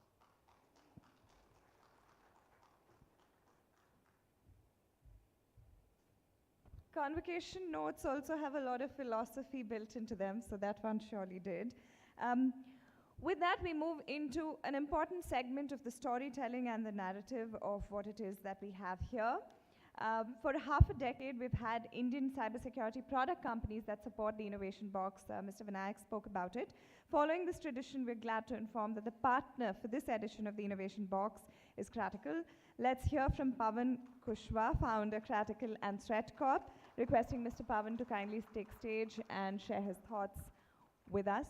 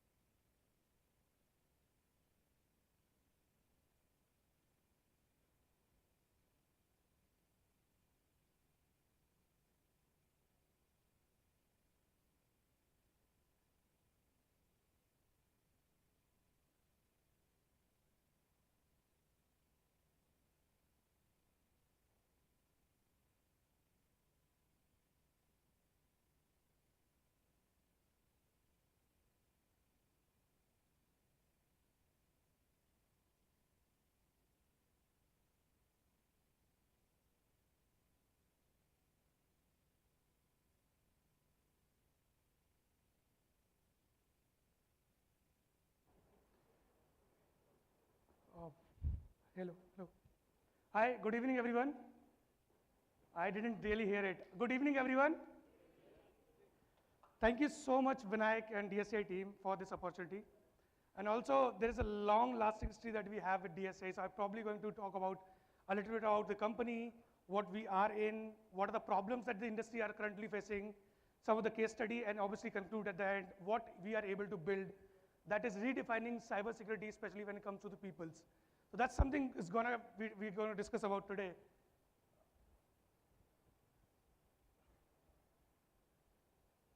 So I started this company back in 2012 when I was in college. Let me see, not sure why, oh yeah, it's working. So I started this company back in 2013 when I was in college. The interesting part is my email account got hacked, and that was a sophisticated phishing attack. And I actually put it up my credential, and you know that when a kid's email account got hacked and the Facebook account got hacked, what exactly these people does. And I tried to investigate what are the possible reason behind it. And we are able to identify there's not only a single reason to hack an account, but there are tons of reasons by which you can do that. And that's what we feel as an opportunity. So I, along with my two co-founders, Parathos and Deepjang Thapa, has started this company while in the college.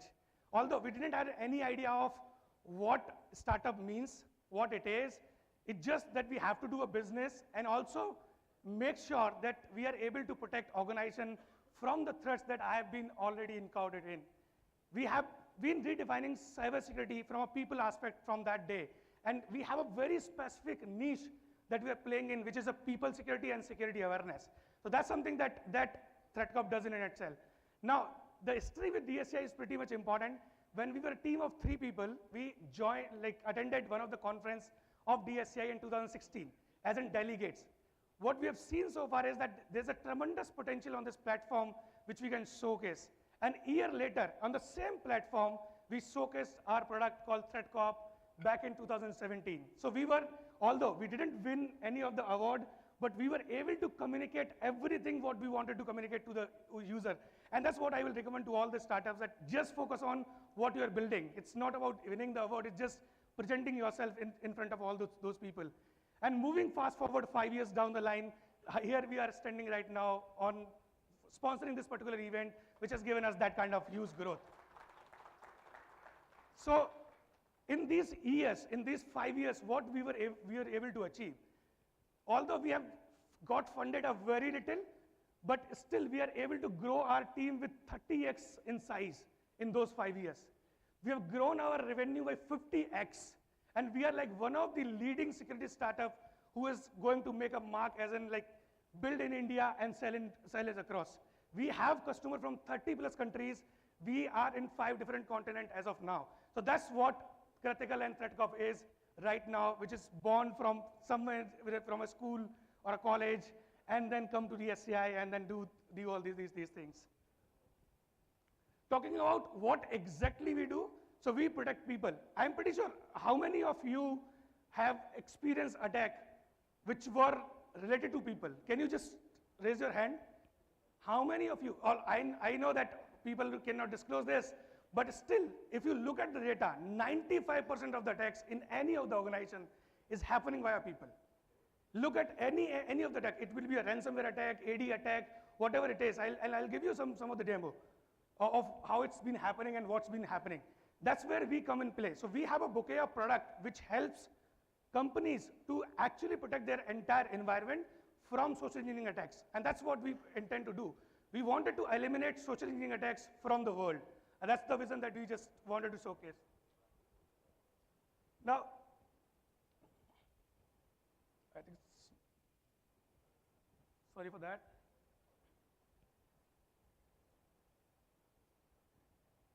Yeah, so in year 2022, these are some of the attacks which have happened. And these are like major attacks. These people does not only lose the reputation, but they also lose the customer trust in those companies and also has faced severe consequences from a legal issues. The first one is Dropbox. It was a vendor impersonation attack. Okay, I'll just go and detail what it is. The second one was Uber.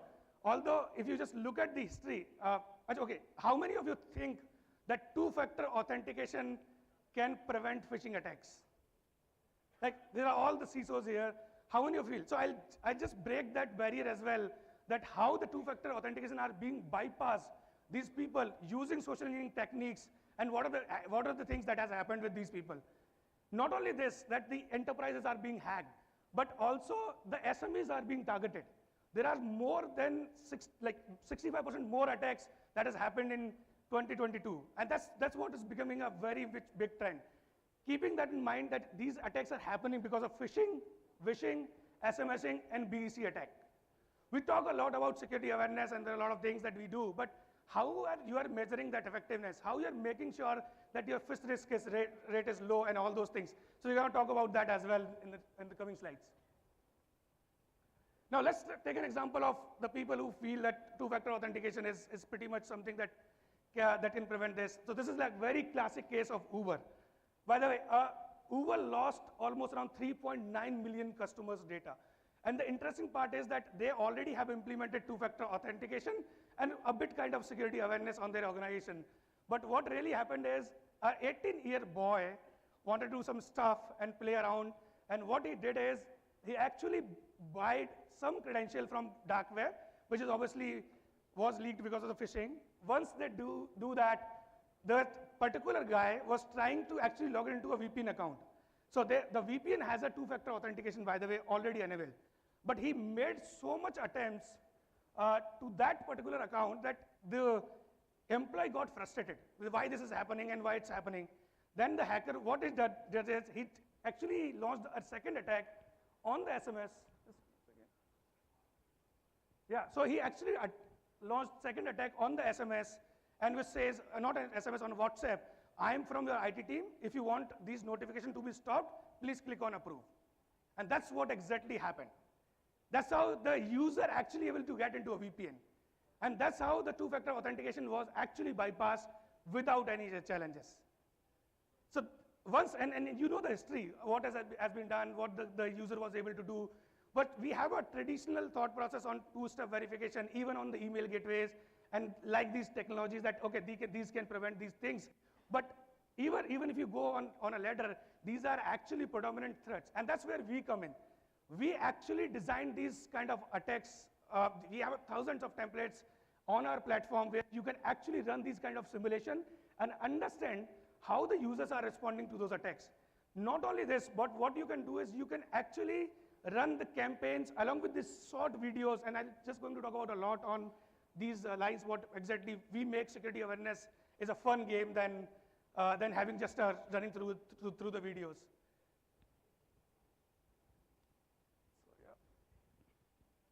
This is like just a glimpse of what our dashboard look like. And this is how they were able to actually get in. Yeah.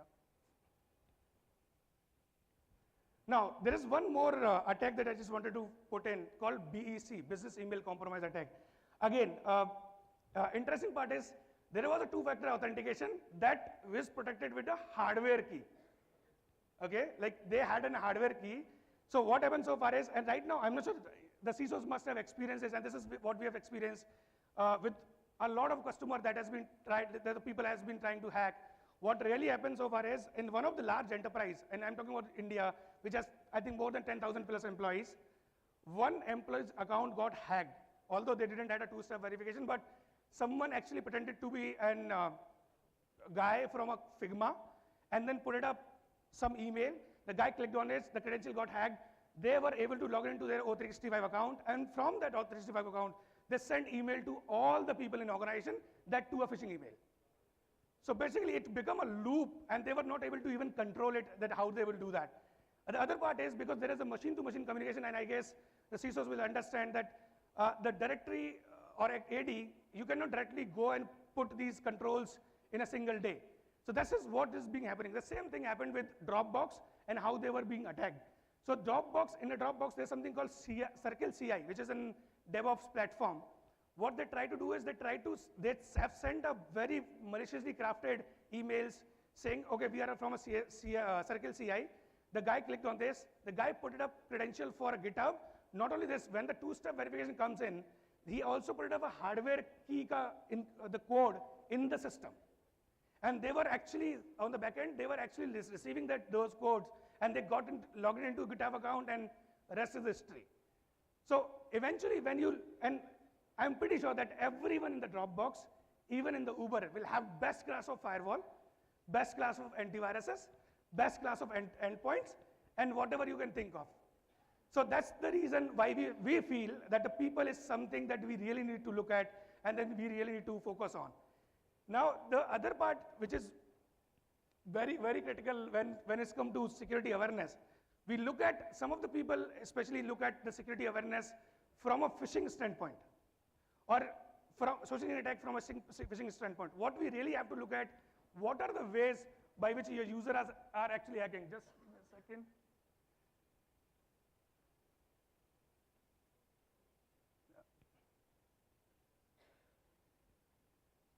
Yeah, so what are the ways by which the user are actually hacking those systems? Why these systems are being hacked? So I have just wanted to actually close it us because the time is, yeah. So this is generally the way. Let me just point it out what exactly it is and how these things happen. And this is what Threatcop does in a nutshell. So if you just look at, if I can just, oh, it's not working. So if you just look at the ways by which the attackers just generally look to hack into organization are the communication channels which you can actually communicate. It could be your phone call, it could be an SMS, it could be a WhatsApp, it could be a USB, it could be an email. These are the major communication channels that is being used currently in today's world. An interesting part is, generally we put firewall, antiviruses, or any other technical stuff that we wanted to put it, that too is on something like email gateway, on email side. But while we talk about phone call, we talk about SMS, we talk about WhatsApp, there is no firewall which is going to protect those SMSs or messages coming into the play. The only thing that you remain with is the threat simulation and awareness. Now, if you just look at that, the emails and the way we work is that even, so if you have these SMS, WhatsApp, and USB, what you are able to do is you can just simulate and see how the risk is going on and aware that those people. We are able to reduce almost around 90% kind of click rate on the organization within a year of time. And that's the kind of value addition that we do. Apart from this, there is a very interesting thing that apart from us, across the world, and I'm quoting it, across the world, no one has the capability of simulating these all attack vectors at a single pace. We have been competing in the West, we have been competing with KnowBe4, we have been competing with Cofense. These are like large companies doing $300 million as in revenue. We have been fighting with them, and the customers, interestingly, and this is just for a startup as well, the customer is ready to have a two product for a same nature because they are lacking those features on that previous product.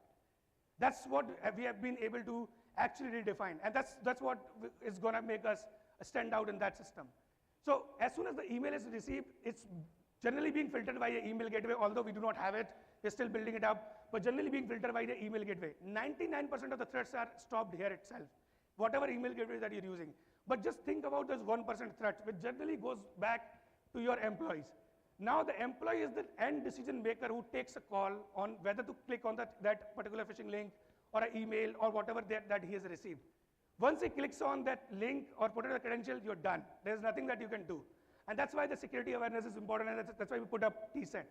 The next product that we have, TLMS, which is Learning Management System, which actually integrated with this system. Now, if the employee feels that email, he wanted to investigate, if the email is correct, wrong, what the spam score and everything, we give a button inside the Outlook or a Gmail. So what you can do is you can just click on that email button and understand if the email, before opening the email even, that if this email is safe to open or not. And you can decide on that.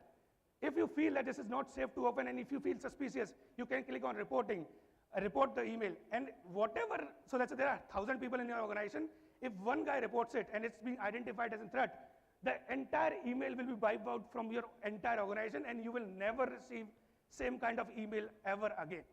That's the kind of things that we do. So this is majorly from a email perspective. Like I said, for all other attack vectors, we have a simulation. There is nothing that we can do to prevent it. But from an outbound perspective, where the emails are being used, we have something called TDMARC, which is a DMARC solution. So if you put up a reject policy in the DMARC, you will be able to save your domain being spoofed on that line. So this is what Threatcop does in a nutshell, and that's all we have. What our vision is to actually become a leader, especially in this space, and eliminate whatever threats that you see from a social engineering attacks. That's the vision that we impart. And not only this, we wanted to become world's largest cybersecurity company using this niche, and we will be able to do it in someday. So we just want blessing from all of you, and even the feedbacks, if you want to share, you can just book a time and then just let us know whatever you feel and whatever can be built. We are always open to that. So thank you so much for your time, and all the best to all the startups here. And this is the biggest platform that you can ever get, especially in India, to actually pitch your product. So thank you so much.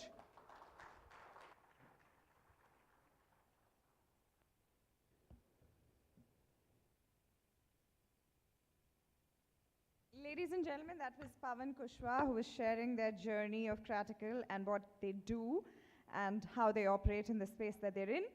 PwC India has been the process partner for DSCI Excellence Awards and Innovation Box since the inception. So can we have a huge round of applause for the team of PwC, who every year helps us put this together. It's time to understand the format, so I'd like to request Mr. Anas Vekhar, Director PwC India, to brief us on the process and criteria on which the shortlisted contestants would be judged and the process and methodology that's adopted to get this going. Over to you.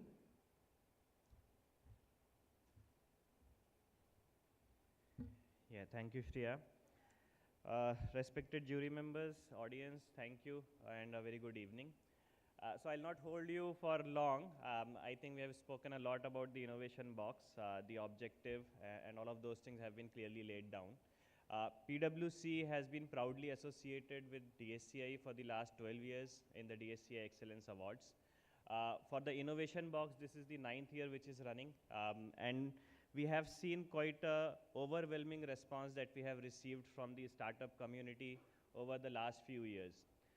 This has been really overwhelming for us as well in terms of helping the startups, recognizing those particular talents that we have in the industry, the startups growing from India, serving the global companies, serving the countries.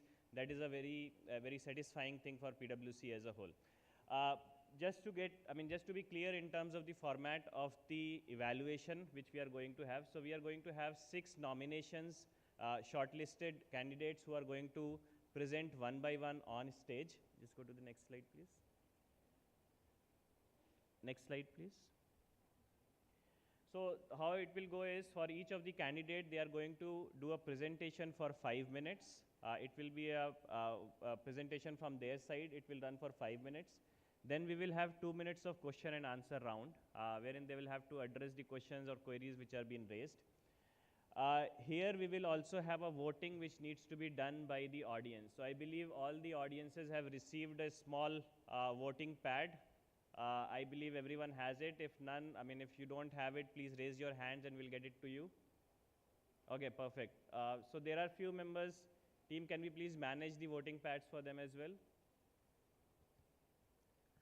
Okay, so I would just request, I mean, from a fairity perspective, the representations, I mean, the companies who are going to present these 6 companies, the representatives from those 6 companies, please avoid using the voting pad. I think, I mean, that is one fair thing that we could ask from you. But rest of the audience, feel free to vote for the organizations who are presenting or doing the presentation over here. After we are done with each of the presentation, jury is going to also give the marks for each of the presentation. We will have the marks from the jury as well as the audience poll for each of the presentation or the company which is going to present over here. We will do a calculation. There is a weightage which has been assigned to both jury scores as well as the audience scores. So we just wanted to make sure that audience is also an active participant to this particular process. 70% of the weightage is going to be given to jury scores and 30% of the weightage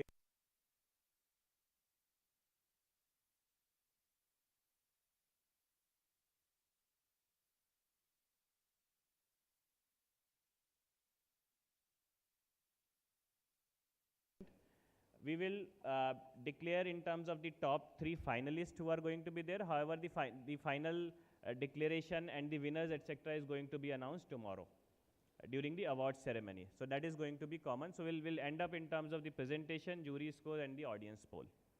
Okay. Next slide, please.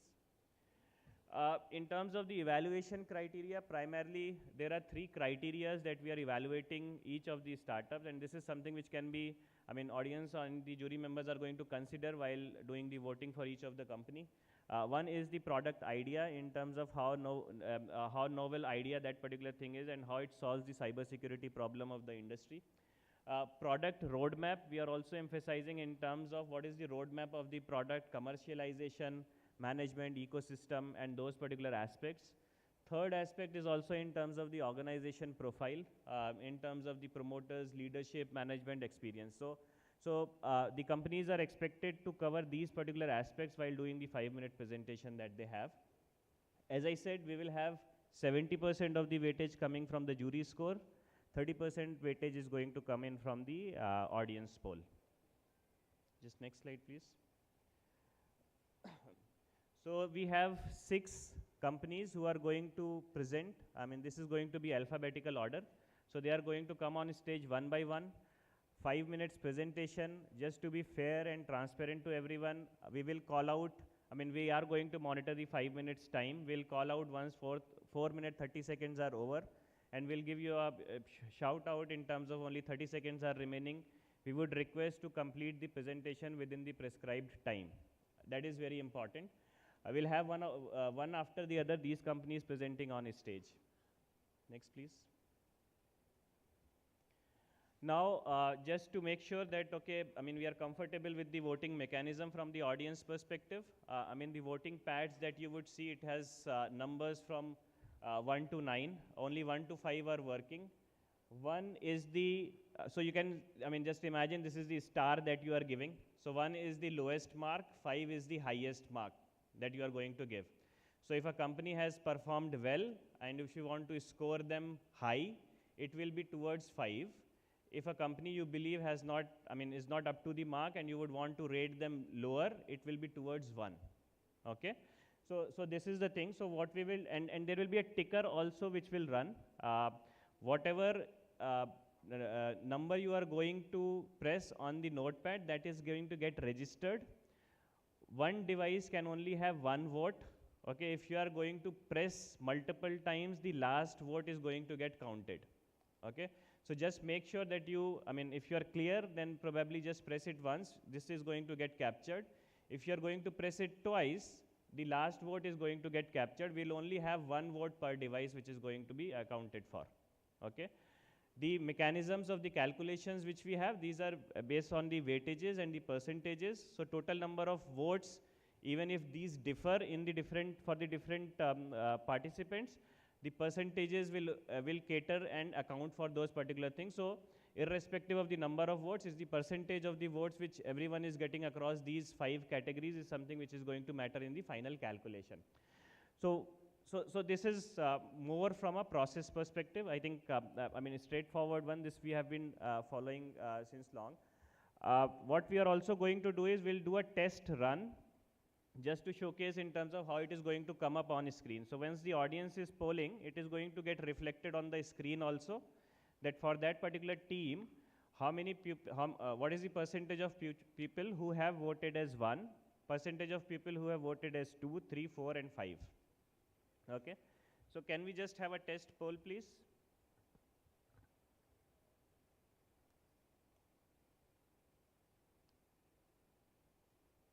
So this is just a dummy poll. Can we have the graph? Ticker. Yeah, so ticker will start. So 1, 2, 3, 4, 5. Consider these as stars. 1 is lower, 5 is higher.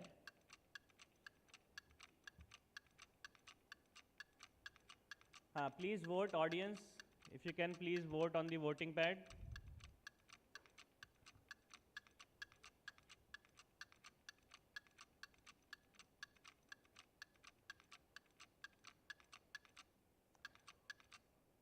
So that's all. So here we will have to stop. Votes after this are not going to get registered. This is the final vote count that we are going to have percentage wise. Okay? Sure. So if I read it correctly, total 110 votes were there. 4.5% votes have said A, which is 1. 10% are B, which is 2. 16% C, 3. 18.2% D, 4. And last 50.9 is E, 5. Okay? So these things are going to get registered. We'll record these, and during the final calculation, we will take consideration of this one. Okay? Sure. So I think I'll not hold all of you from meeting the startups that we have. So all the very best startups. Shreya, if you can please call on one by one. And so just one last thing, startups will call out at 4:30, please. We just want to be, I mean, equal time for every participant. Please wrap it up by within 5 minutes. Thank you.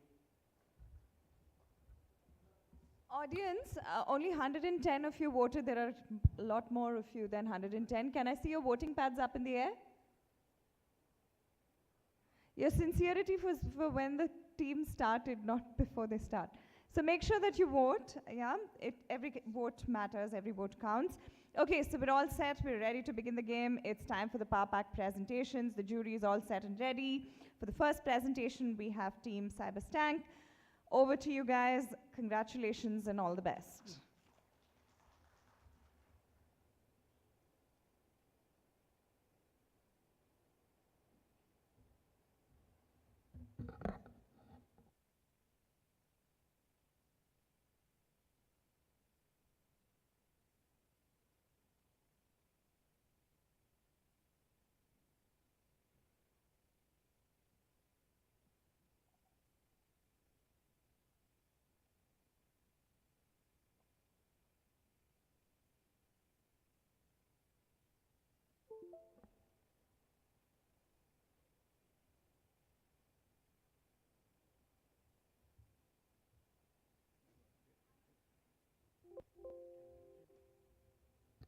As these guys set up, requesting the teams that are going up next, can you please come and line up here? All the teams that are going to present, please come to the second table there. Make sure that you're mic'd up and ready for you to go. Thank you.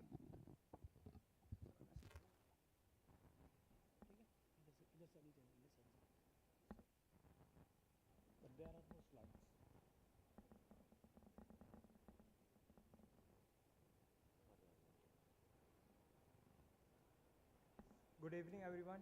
My name is Rohit Mankoti, and I am the founder of Cyberstank. Good evening, everyone. My name is Anshuman Bali. I am the co-founder of Cyberstank. We have developed a breakthrough detection mechanism for anomaly process to detect fresh malware and ransomware in early stage. It's not changing. Okay. That's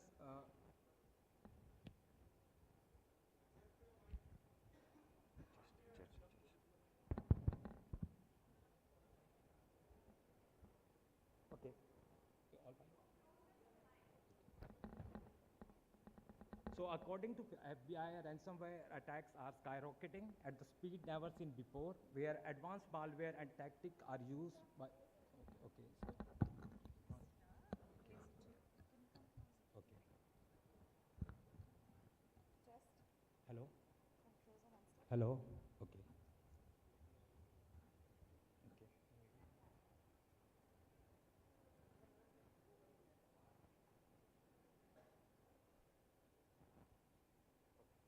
Thank you. So let's start again. I'm audible? Yeah. Okay. So let's start from the beginning.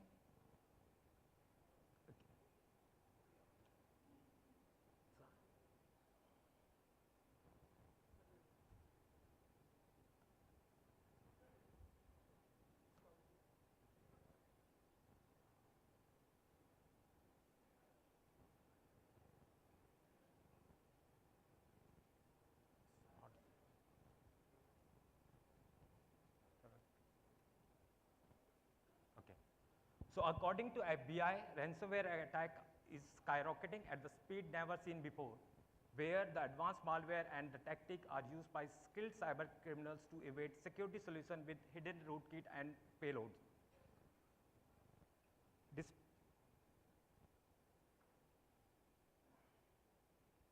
Despite huge investment in people and products, many companies still struggle in detecting sophisticated malware, due to which attacks like ransomware are skyrocketing. And lack of awareness, unskilled resource, and outdated process are major challenges for many organizations. For example, the recent attack at AIMS, they have spent hefty amount on their security features, but still they were attacked. Cyberstank is a technology-driven company consists of group of malware researcher and reverse engineer who leverage the power of automation, simulation to identify a diverse range of threats with our advanced R&D lab. Scrutiny. Scrutiny detects malware using a self-learning algorithm without any reliance on signature, with a scan time less than a second, with a cross-platform support and ease of deployment, which bring peace of mind for many CISOs. And we support having a SDK, cloud, and hybrid network also. And you can see the average scan time of detecting any malware is less than a second. And we have major zero-day detections, which has been done by our scrutiny sensor across platforms. We choose to enter partnership with OPSWAT to prove our team credibility. In one incident, we detect a Chinese state-sponsored Daxin malware targeting US government agency with our old data set.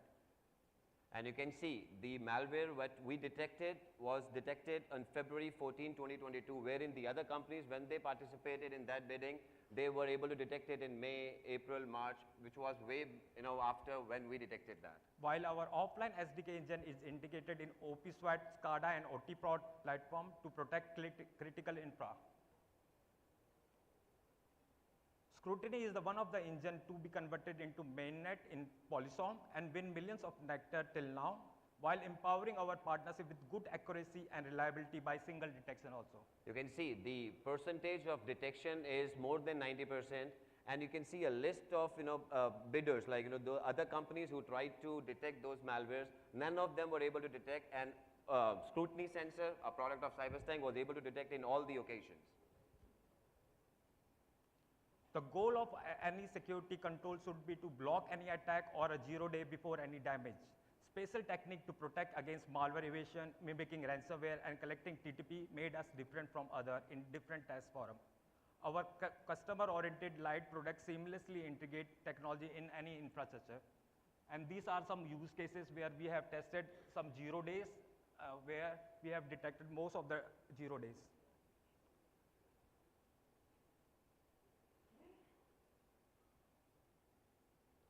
And the other product what we have developed is a spectral browser, which is a non-Chromium browser, wherein if you'll see all other browsers which we are being used here are Chromium based, and there are 9+ 0-day malware exploits of Chromium based browsers, which led to a volume of cyber attacks in 2022. Yes, so in our research we have found out Chromium engine has been exploited multiple times, and we have made this spectral browser to main aims to block malware, phishing, and other wild exploit, and maintaining privacy with zero information gathering.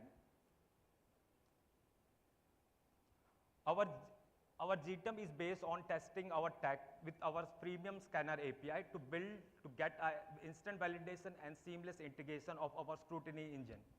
Threat intelligence is the easiest way to deploy advanced scanner and ISE reports.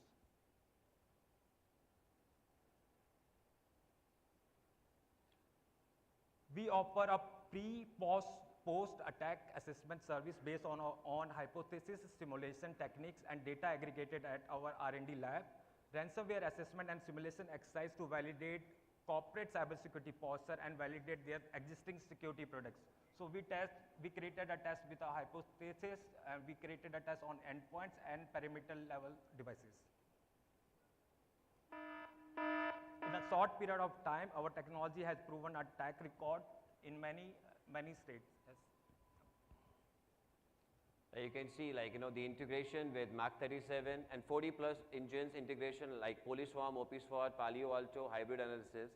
And we have been accredited by AMSO, MRC FITAS, Maryland Tech Council, Virginia Innovation Partnership Cooperation. Then we were nominated for the most innovative company last year as well, and this year we have come up with few more products. And recently we have started our research in building a SCADA OT-based scanner and mobile-based scanner also. These are the few testimonials by great leaders of industry, and which prove that we have bring the unique methodology in detecting malwares. And yeah.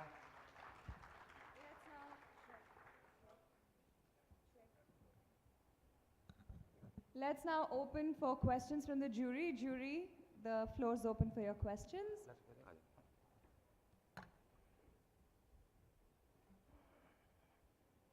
I do. So, guys, you didn't talk about your organization, the promoter, leadership, management experience. Can you briefly tell us a little about your both experience? Okay, so I had experience with many companies, right? I have worked with McKinsey also. I have experience open source product like DuckDuckGo, Hackaday. So I have been building that kind of technology from the past.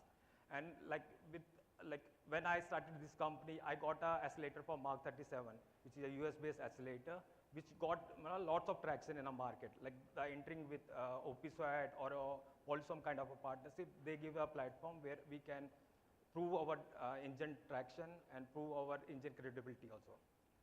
So like now we have a team of over 30 plus engineers who are doing a reverse engineering and developing a lot of different platforms like the scanning mechanism, and we have developed a team of more than 40 resellers who are promoting our product across platforms. But the only thing what we need to do now is we need to go ahead and do more and more testing. So, after participating in a lot of exhibitions, in past 6 to 7 months, we have been approached by a lot of government sectors wherein we are, developing few products for them. Now, there is a need of a product development for Android-based platform, because right now everybody is working on Windows, Linux, and IoT-based devices. But now our team is dedicated towards creating a product for Android-based. So, almost every sector we are trying to enhance our, Short answers, guys. So, what I understand is that your roadmap is to go on to Android and develop something on OT, that's it? Yeah, so it will be all across on the malware detection. So what we do, we create a huge data set of malwares, and we train the model, the detection engine. So it will learn by the way, like if there is a new malware or a 0 day, so it will learn like. So how many customers do you have? So it will. We have more than 10 direct customers who are using our product in their companies. Plus there are more than, as I told you, more than 40 resellers who are promoting our product and sending it, and selling it in different platforms. And we are also doing lots of POCs, like where we are doing a paper detection. We are not charging for any paid POCs. Like there is a misconception of paid POC. So we are going for a paid paper detection where if we are detecting any malware, so then only the customer have to pay. So we have a lot of customers like that. So you charge only on success? On a detection only. Yes. If you don't detect, so there will be no charge. Then we don't. There will so be your revenue model is based on? It will be only for POC. So POC, if they are using our POC, if we are detecting, then they have to pay. What is your revenue model after the proof of concept? So it will be depend upon the, like if they are buying our POCs or if they are going to buy our Then they are different products, like how many products, what kind of a product they would go for. If they go for Asterbox, then there is a different price model. It's a subscription model or a transaction model? It is a subscription model. So like for API, it will be subscription. So if customer want to use our API only, they don't want to use our agent, like offline agent or other agent, so they can go for API version also. What is the percentage of false positive that Sorry? you normally get? False positive, percentage of false positives. So in our slide also we have written like there is case of 2 to 3% of false positive where there are some of the software which work like as a malware, which act as a like a malware. So but we have cases of whitelisting or good grayware. So we are eradicating that kind of false positive also. False negative? Sorry? False negative. So in the slide also we have such a use case where a false negative is also there. So it will be a 5 to 10%. Like. Does your product also supports the fileless malware or in-memory malwares? Yes. So it can be detect any malware if we are residing over an agent. If we are going for an API, like file have to be submitted on our board. Like we have like many companies from AV industry, like coming from 90s, right? So we are the company who has just started, like from back 2 years, and we have proving our results. So we have all the results where we are detecting malware, such kind of a sophisticated malware. Okay. So your customer profiles, like what kind of customers you are going after, and also regional in India, how many you have, in US. Okay. How many customers you have? What is your primary GTM strategy? So primary GTM will be paper detection. So we don't go to like we have a like a client set like financial, BFSI. We are going for critical infrastructure also and the government also. So our primary focus will be on the paper detection where they will get to know our product. Like because everybody is a potential customer for us. Ransom attack will not see caste, color or creed or the size of the organization. Even a textile owner can be a victim of ransom attack. Probably he's using or she's using the computer for financial transactions. So that is also a potential victim of any kind of a ransom attack. So we don't see a size. Anybody and everybody is our customer. So whosoever approaches us, if they want to test our product credibility, we go for POC. We say that, okay, we can do a POC for you. Once you see the results, then anybody whosoever has seen the result has become our customer. And that is the confidence that we have, because as Rohit already said, like, we are a new company, we are a company which is born in a new era. So we have seen all those things. We have been doing reverse engineering, and reverse engineering has always given positive results. Because once you see what people have missed out on, or what is going wrong, or what has gone wrong, and what could lead to any damage, we go ahead and control those patches and loopholes. Yep. So typically, how long does it take for you to implement your software, and also how much time it takes for the customer to start seeing the results? See, now start seeing the results. If they have their own data set which they want to check, if they have any malware samples which they want to test, so that will happen instantly. Like, once we integrate, it will take 10 to 15 minutes to integrate our API model to, any system. And if they want to do a real-time testing, then that has to be an online model once we do it. So if anybody would try to attack them, then they would be able to show the result. So the mechanism is less than seconds. If you saw in this slide, like, our scan result has been proven, in less than a second time at multiple occasions. So that is, our scan time is very fast. So once it is installed, if there are real-time, malwares which is coming on that particular testing model, we would go ahead and give the results immediately. Yeah, so I'm more interested to know from POC to actual customer, right? The results, once they sign up as a customer from a POC, that's what I'm trying to find out. So actually, we have done one POC with Instant Pay, where we have roll out the same model, paper detection. But after that model, they have introduced our engine in KYC document.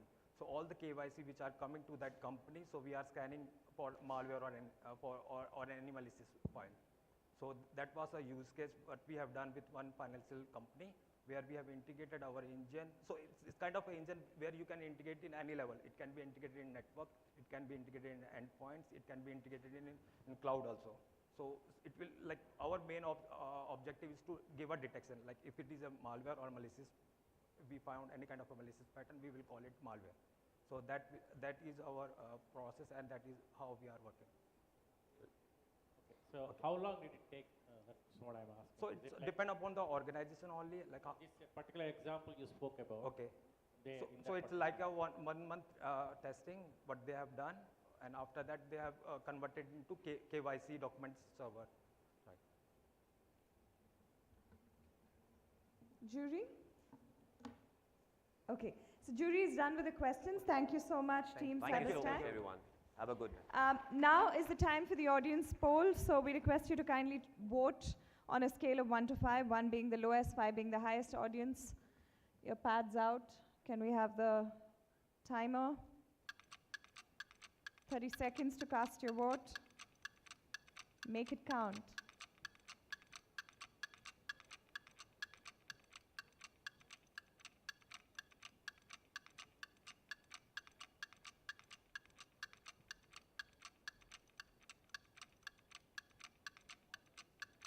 Eight, 7, 6, 5, 4, 3, 2, 1.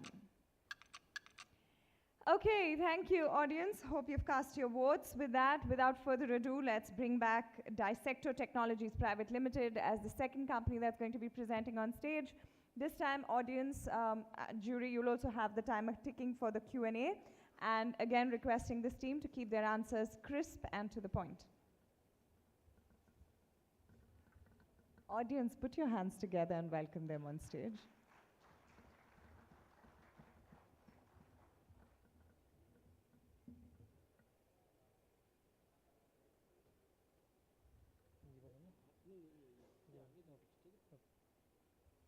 Hi, good evening, everyone. So my name is Aindran, and I'm co-founder at Dissector. So tonight I'm going to present Incog, our data privacy management tool. So let me begin with the problem statement. So nowadays data is being generated everywhere, and each second a huge amount of data is generated. Even at this very moment, your smartphones would be listening, and by the time you reach your home, they might even suggest some data management tools as well. But worry not, it might just be us. So these data generated are in different file formats, and they are located across the organization's local file systems and on the cloud. This makes it an uphill task for the organization to adhere to privacy compliance regulations as well as manage data security risks.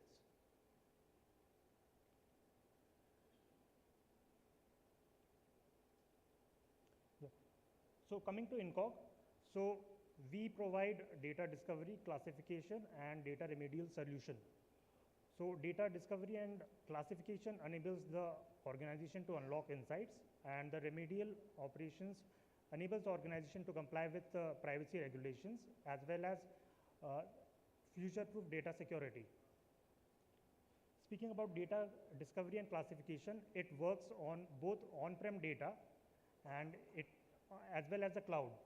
So it works on unstructured data sources such as image files, PDF, or any other doc files, as well as structured data sources such as SQL, Postgres, as well as Excel and CSV files.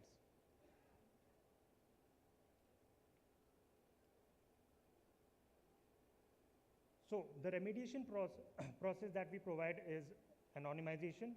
So there are different remedial processes in anonymization such as generalization, data swapping, data masking, and further we provide deletion, and part of it is cryptographic shredding that enables an organization to delete data from their backup as well. And thirdly, we provide homomorphic encryption. So it is a quantum safe encryption, and it enables aggregated data sharing for the organization. So data privacy officers can use our product to generate privacy impact assessment report and get an overview of the overall sensitivity of the data that they have with us. So speaking of the roadmap, so in April we had a pilot run of the Incog classification module with a government investigative agency for investigation purposes. And later on, we use the module in one of the insurance automobile sector, wherein they use our anonymization module to prevent data leakage from within their organization. So later on, we developed last month the Incog module for working on the local file system. And further on, we are working with a go-to-market strategy with one of the legal firms that carries out privacy audits and data audits for different organizations. So we will have a marketable product in January itself that comes with the data discovery classification and remediation module along with the data privacy report generation. Further on, we are looking forward to implementing the module of aggregated data analytics on encrypted data that can help organization to share sensitive data in a secured manner. And ultimately, we are looking towards on-the-go Incog that can enable mobile devices users to use Incog for data classification within their phones itself.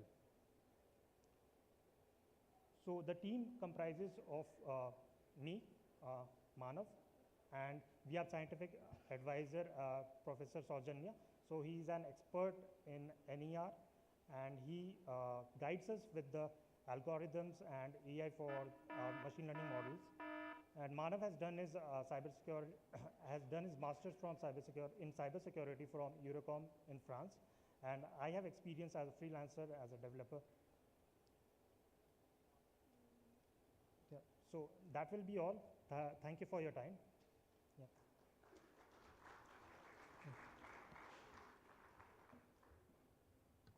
Jury, it's now over to you.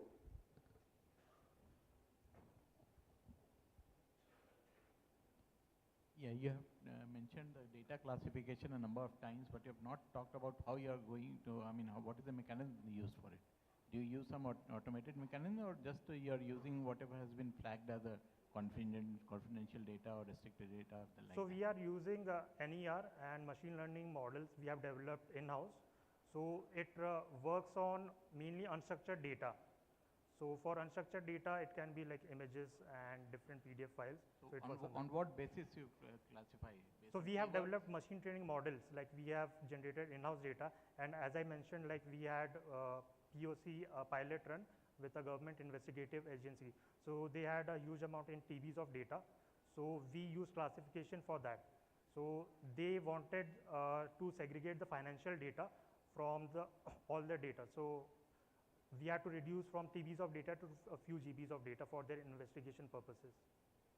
What was the false positive and false negative results like? So the worst case that for now we have reached is 80%. Like if the image files, let's say all the files are in image in unstructured format, so it's about 80% in the worst case.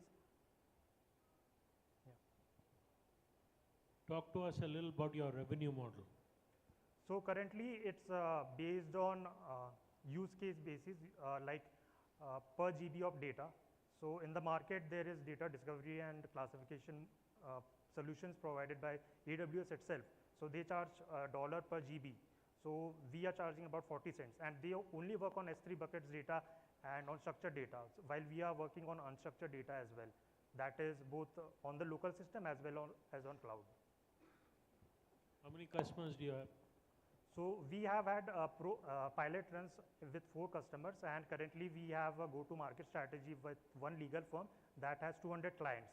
So they are mainly using our product for privacy audits, and that will become a necessity with the soon to be coming data privacy bill in India. So you talked about encryption using lattice methodologies, Yeah. etc. Yeah.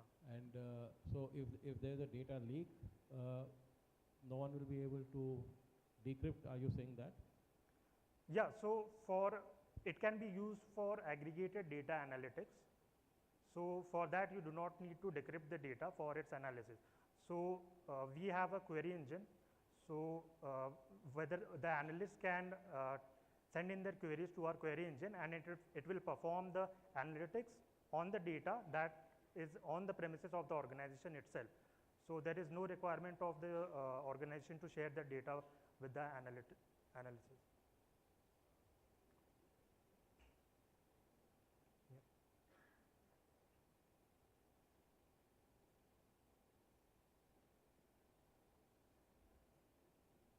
Thank you very much. Okay. Thank you so much. Thank you, jury. Audience, time to cast your vote again. Vote again on a scale of 1 to 5, 1 being lowest, 5 being highest. Can we have the audience poll open, please?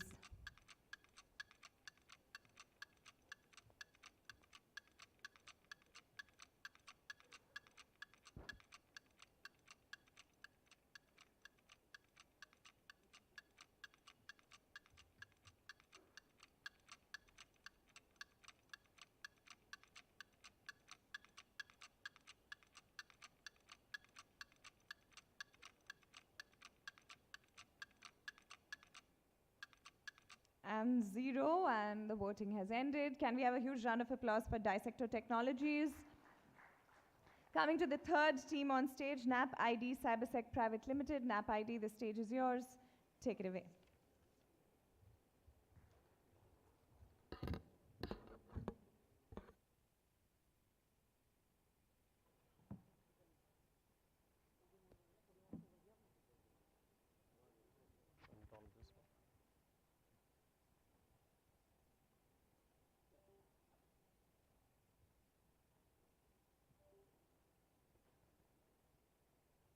Wait.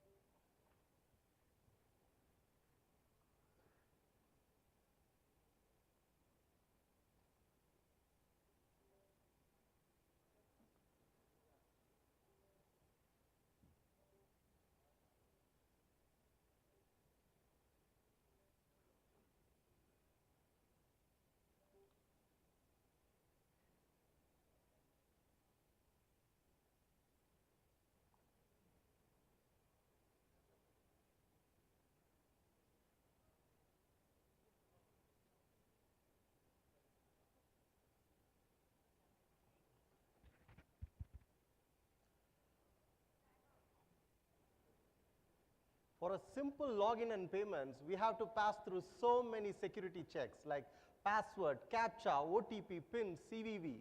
And still, 80% of the breaches occur using stolen credentials and causing damages worth the trillions of dollars every year, as per the report by Verizon. This is not happening because people are stealing your passwords. This is happening because the existing 50 years old authentication methodology allowing anyone to use anyone's passwords, anyone's credit card, sitting from any corner of the world. This is the major advantage for the hackers and the frauds. We have the solution. What if you have my password, you have my credit card, but you cannot use it? When one person cannot use another person's credentials, there are no fraudulent transactions. Unfortunately, I will not be able to come and lock your hand. That is why we have invented the world's first fraud filter system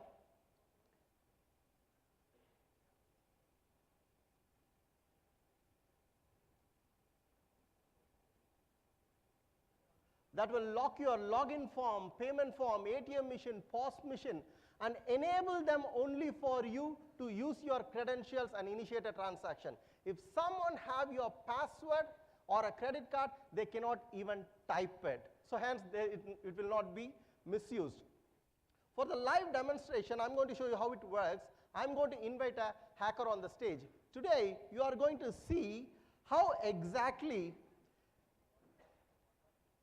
NAP ID is going to authenticate the genuine users and filter the fraud upfront for the same credentials. What you see on the left side is a NAP ID authenticator app. I'm telecasting it from my phone. This is a passwordless login method, just a user ID. You see, somehow my screen is not showing.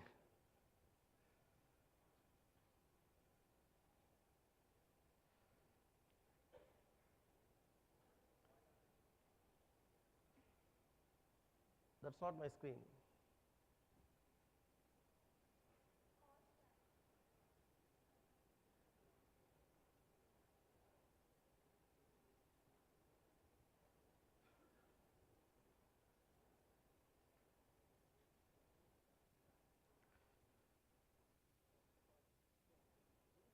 that's not my screen.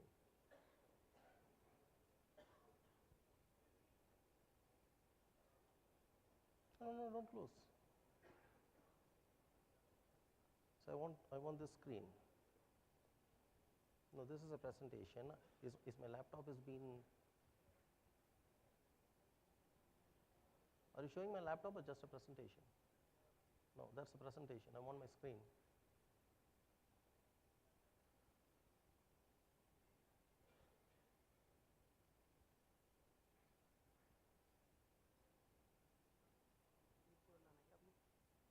Yeah.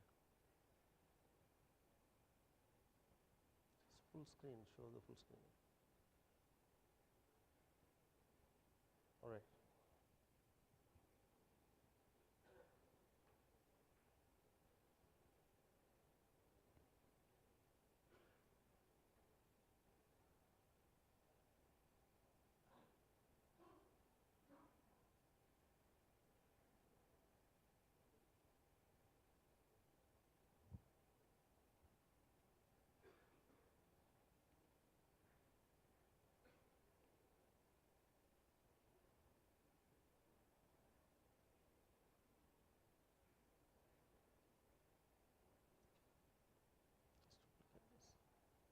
Let's put PC screen on.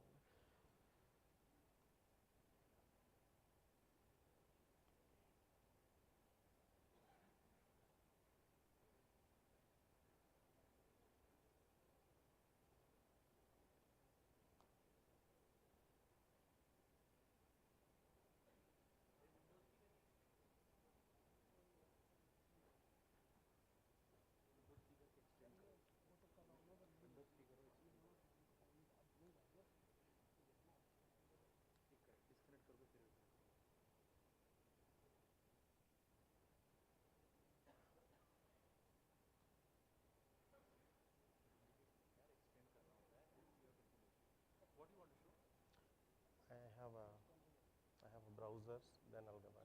Chrome one, na? Chrome? Yeah. This screen has a lot of things. Just minimize this.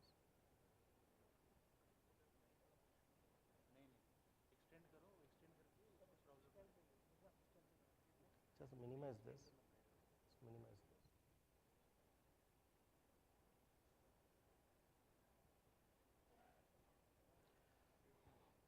I think my hacker has stopped my system.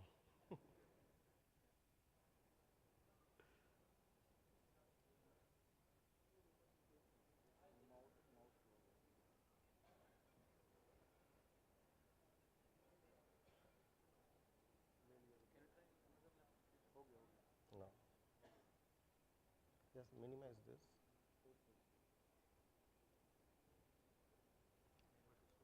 Wait, just wait. Can I minimize this?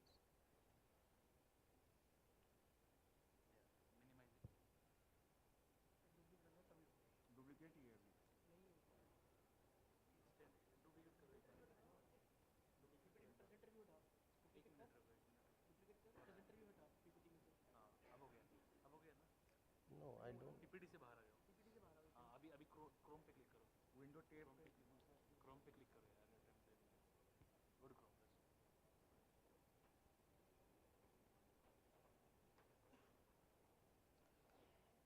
So let me continue. So what you see on the left side is an app ID zero-factor authenticator app, and this use case is a passwordless login. You can see just a user ID is there. This small plugin, you see, this is my ID, this is our invention. Actually, this is a plugin, locking your login form, and you see this button is useless. All I need to do is type my user ID, one touch in the app ID mobile app, one click, and the form enabled only for me to proceed further. In case, say, a fraud or a hacker stole my password, right, or a user ID, they are trying to misuse it. You see what's happening? It says ID is sleeping. I stopped the fraudulent transaction even before it's initiated. This is called stopping the thief outside of the door, not inside your locker room and asking for an OTP and other things, right? The same way, I can lock your login form with password. Even if they have my password, they cannot even type it. I can lock your credit card form, ATM machine, POS machine, in that way. We also have a product for a OTP replacement. Just with one touch, I can verify your mobile number. Hope this time it works. So we are the winner of Reserve Bank of India's Global Hackathon under the problem statement alternate authentication mechanism. And NAPID is the first solution in the world that authenticates the application and then the authorized users, not the alphabets and numbers. And we make the stolen passwords and credit card useless in the hands of others. There are no competition. However, businesses are using certain other alternatives like a two-factor authentication. Unfortunately, it has a lot of chances to bypass it, and it restricts only to login. NAPID can secure and authenticate login, online payments, ATM POS, as well as UPI. In India, it's a $12 billion market. Our business model is monthly and annual subscription plan to secure IDs in sleep mode. Starts with 50 rupees per ID per month, and the mobile number verification starts just 3 paise. These are the top engagements. NPCI has already given us a proposal to put the layer on the UPI soon. 7.2 billion transactions per month will pass through it, and working with RBI and few other banks. And we are 3 co-founders. I'm Kuloth Vijay, inventor and CEO of NAPID. The lady hacker over here is my co-founder and COO. And we are a fellow from IIT Kanpur and have 30+ years of IT experience in solution and security. Our personal advisor is Mr. Bharat Panchal, who is a well-known cyber security expert globally. We have wonderful supporting pillars like IIT Kanpur, DSCI, STPI FinBlue for our funding, and CISEC for the industry connects. I would like to remind you all in this moment about the vision of our Honorable Prime Minister, Sri Narendra Modi ji, that says the world looks to India for the next innovation. Take the history of authentication. India is using the technologies, either importing or duplicating it. NAPID is a new way of authentication invented in India. With all your support, we will be able to revolutionize the authentication industry globally, sitting from India. Thank you very much for the opportunity. Your questions. You haven't talked about what is your roadmap going forward? So this is a methodology we have invented, the new way of authentication. We have started with the web login security, and currently we are working on the mobile login security, and we have a unique product which is a mobile number verification where we have replaced the OTP. OTP frauds are too much just with a one touch. That is happening, and we are working with Microsoft and certain other OEM where we can implement this product on there as a layer, and we are working with NPCI on the employee login also. So you do not use password, and you showed us that, but what do you use? Do you use biometrics? What do you use? No, biometric, everything is part of your phone, correct? It's a simple thing. We have invented something called as a sleep mode technology, where we secure your credentials to sleep mode 24/7, secure your login form, payment form to sleep mode 24/7. Just with your mobile phone, we enable the application for you to initiate. If someone have your password, that's what she said. She had my user ID. She could not even go further. So we are acting as a top layer, and we enable the application for you. So you're saying that user ID and mobile phone, if that both are available, then it will work? Yes, only for you, because you already have your security features added on your phone, right? If it's on the other person's hand, it won't. If the mobile phone is stolen by the hacker and the hacker has user ID, then you can. First of all, the app will not open without your Face ID, biometric pattern, and all those things, right? In case you lost your mobile, first thing you'll do is you block your SIM. The moment you block your SIM, app stops working. If somebody try to jailbreak to take your pattern and other things, the app stops working. If somebody do a SIM swap fraud, right, and all you can see in the app is a alias ID. We don't show an actual ID. People can play with one touch, but it's not going to communicate anywhere. It's an asynchronous process. So there are other apps also which are available on mobiles like Microsoft Authenticator and all. How is your product different? So that's what I mentioned. That's an alternative. It's a two-factor authentication. That comes into the picture after the fraud already cracked your password and he's in the application. A simple differentiation is like there is a security guard standing outside of this door. and he is verifying your pass and sending it in. What level of accuracy that would be, or he allows everybody inside the room and coming to the chair one by one verifying it. Two-factor authentication acts in a second way. It allows in and verify that's you or not. We are a zero factor. Even before your credentials are being entered, we make sure you are the one using your credentials. Does it have the agent on the mobile phone or SDK? We do have an SDK. We provide, there is an App ID Authenticator app. If somebody is looking for an SDK model, we can give that also. But then how do you prevent the registration hijacking? And what method you can register, you can hijack the registration? The registration happens in a 3-touch mode. So we don't ask you what is your mobile number. We fetch what is the mobile number sitting on your phone. And then if the SIM has been ejected, the app stops working. So talk to us a little about your go-to-market strategy. You had a very impressive name of people that you've partnered with. What is your go-to-market? What customers do you have? What is the revenue you have? Last year we made around 2 lakh rupees revenue. It's a beta testing. We just gave our product to few people, wanted to test it. And this May we won this Reserve Bank of India's hackathon, and you can go to RBI website and see our name. RBI is putting our product in the regulatory sandbox so that banks can come and test it, and as it's been endorsed.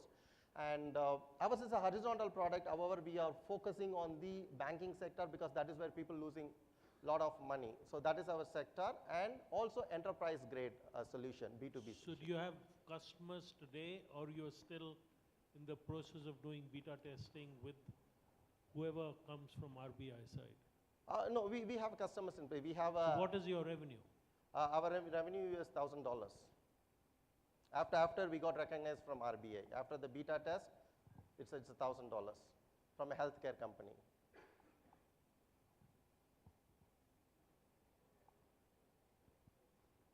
Can you talk more on your pricing model or revenue model?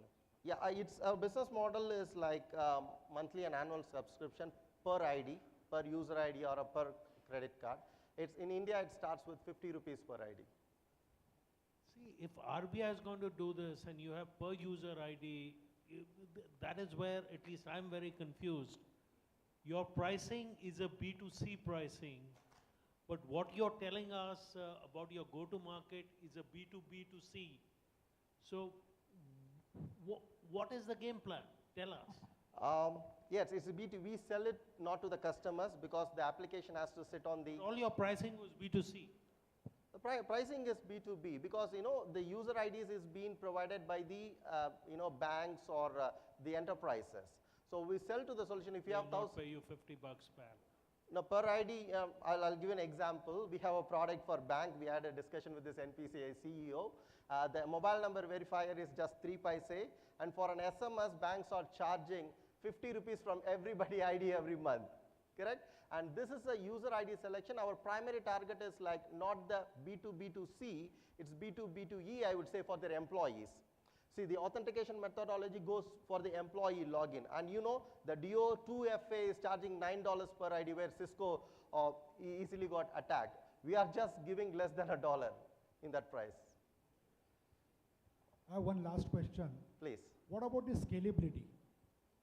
Suppose the organization has, say, 50 million, 60 million users on net and mobile banking, right? Then everybody will download, everybody will pump the traffic. So how do you ensure that the whole complexity of the scalabilities and concurrency is managed?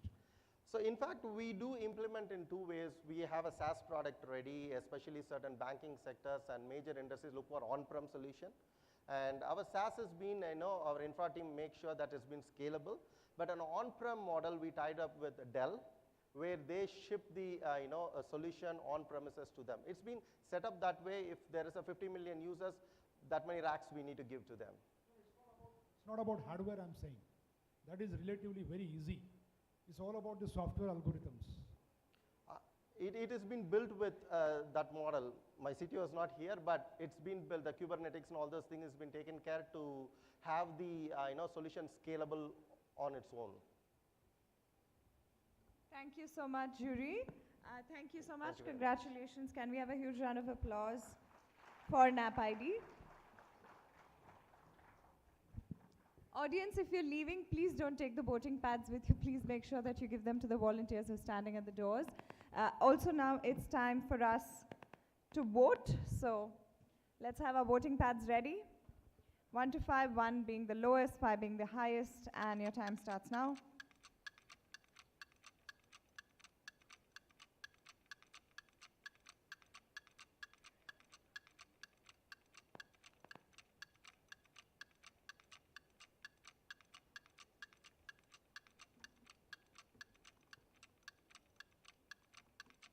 Nine, 8, 7, 6, 5, 4, 3, 2, 1, 0.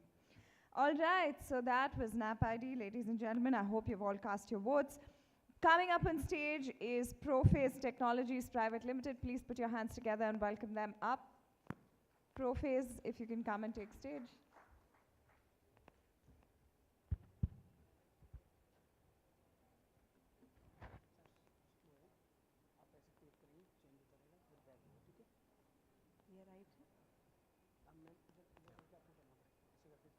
Sorry?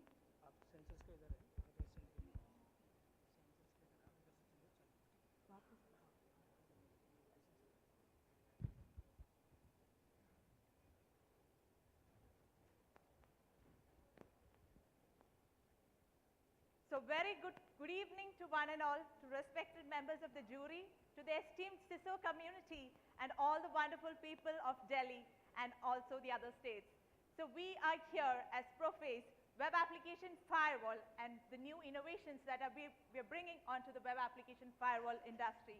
And let me introduce myself. I am Lakshmi Das, co-founder and product evangelist at Prophase. So let's have a just sneak peek of what is the innovation that we are actually bringing onto picture. So according to Google API Security Report, it has been reported that 50% of all the organizations have actually experienced a security breach in the last 12 months. And more than 62% of all the decision makers have supported that, even they have faced this kind of a breach. And what is the reason? The rate at which APIs are being developed exceeds the rate at which security researchers can actually ensure the security of these APIs. So this is it's a major concern. Another issue is the security of third-party APIs which are actually communicating with your applications. Have you even wondered about how the security can be tackled? Because we have all taken care, all kinds of security measures and layers have all come on top of your applications and your APIs. But what if the third-party APIs that are actually communicating with your applications, they get breached or they are compromised? How will you deal with it? So this has not been addressed by any of the vendors out there, and that is where Prophase Web Application Firewall is actually bringing on its innovation. And it all started when we were addressing a security challenge of a customer who was actually running an application on a microservice-based platform.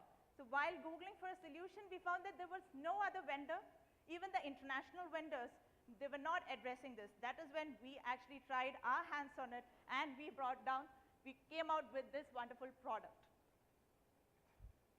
And less did we know that this would be a disruption into the market until and unless we were actually approached by the big billion-dollar companies for an acquisition or a partnership.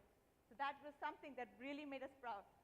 So, and another thing or a security issue that is actually addressed in the market is that container adoption is booming, and Gartner has actually predicted that more than 75% of the applications would be actually shifting to containerization. So who is actually going to look into this specific area of container security? Are all the application vendors or the security vendors going to take care of this? Never.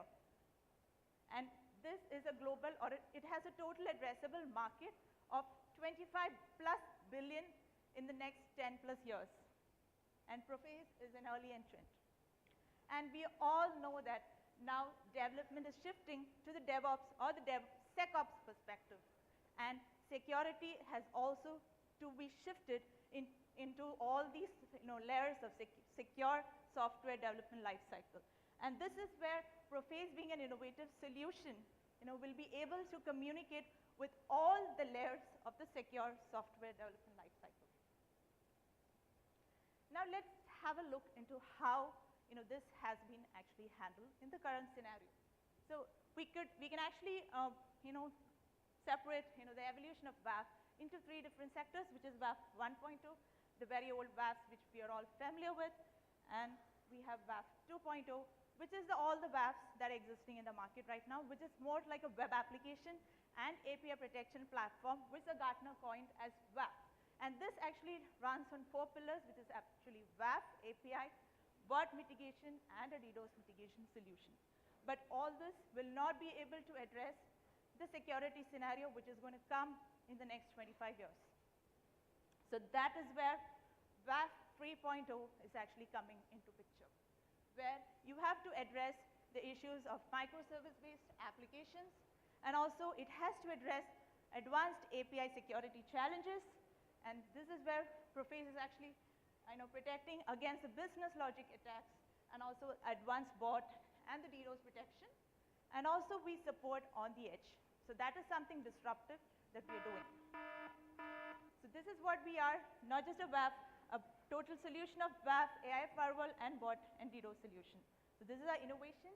So we're the first platform on the Kubernetes, and we integrate easily with the CI/CD pipeline, and also we have produced a false positives less than 5%. And this is the analyst we got. Prophase is the first Indian company to be listed as innovation leaders with $1 billion businesses like Cloudflare, Radware, Imperva, and F5. And these are our premium customers, GMR, TCI, and Renew. So thank you all, and thanks for your patient listening.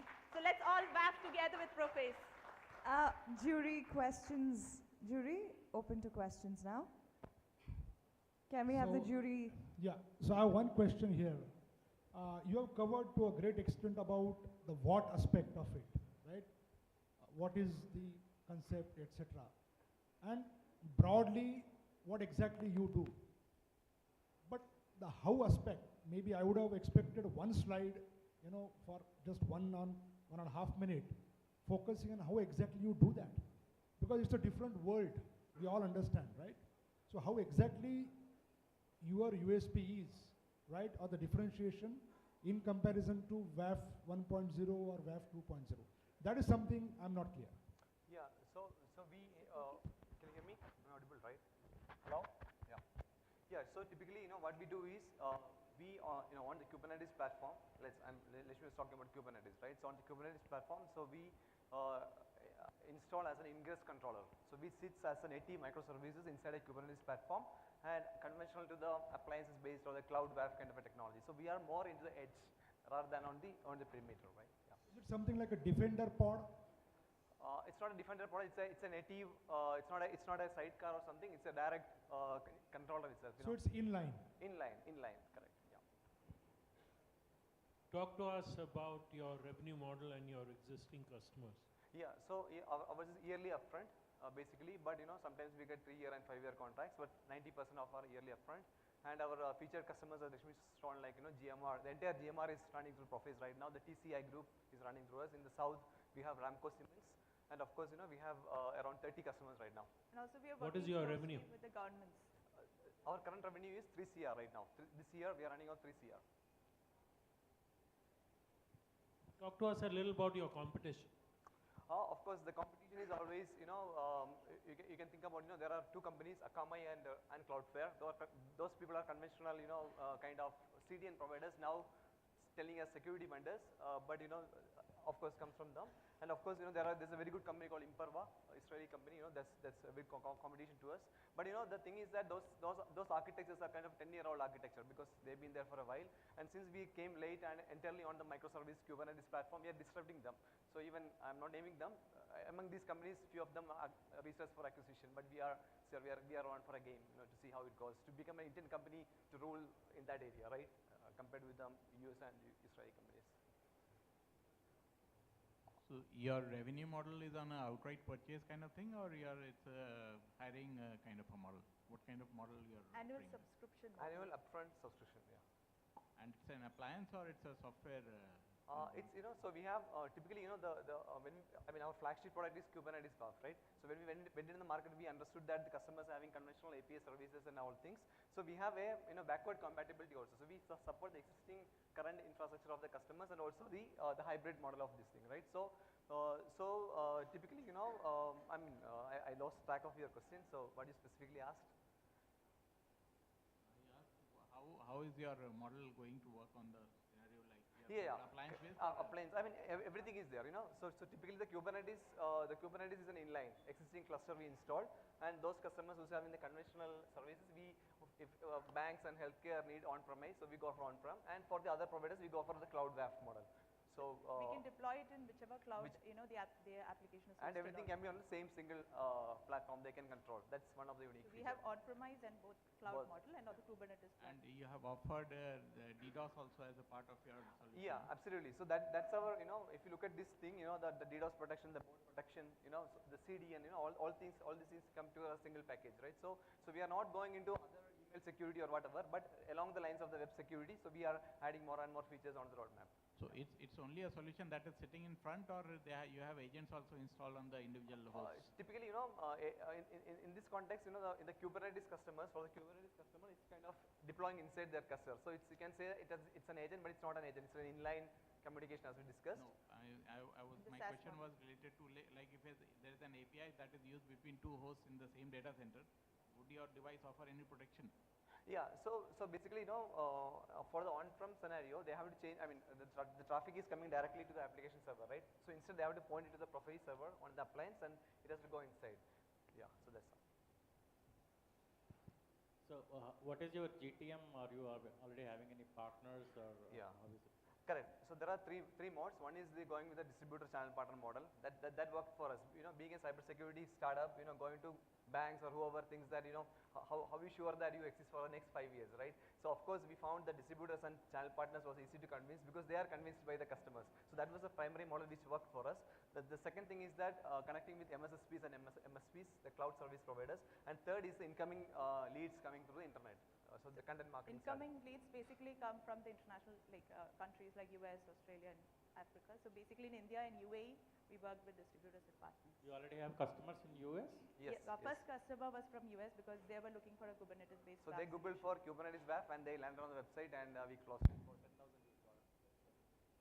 Okay. Just give a quick details about your organization profile per se, the promoters, leadership, experience. So both of us, we are the co-founders. So I started my career with Infosys into the banking product. So Vishak is actually, he was doing freelancing with international customers on cybersecurity. He was part of an ethical hacking community called RuxCon.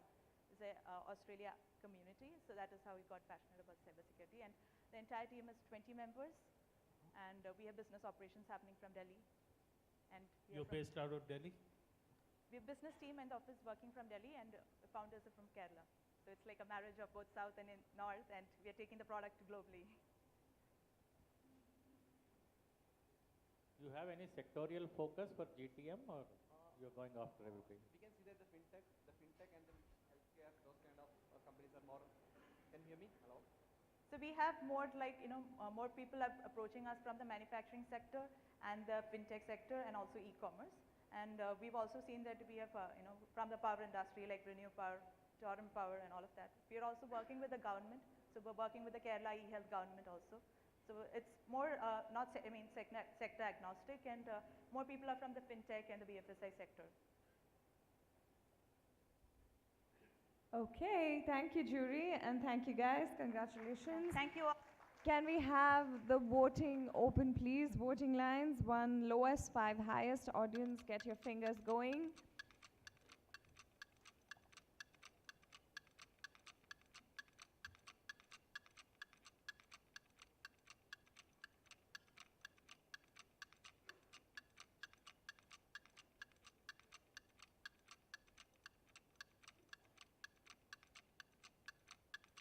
Eight, 7, 6, 5, 4, 3, 2, and 1.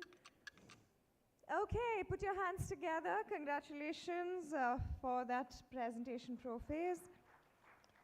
Can we now have our hands together and welcome on stage Protect.ai Labs Private Limited. Protect.ai, the stage is all yours.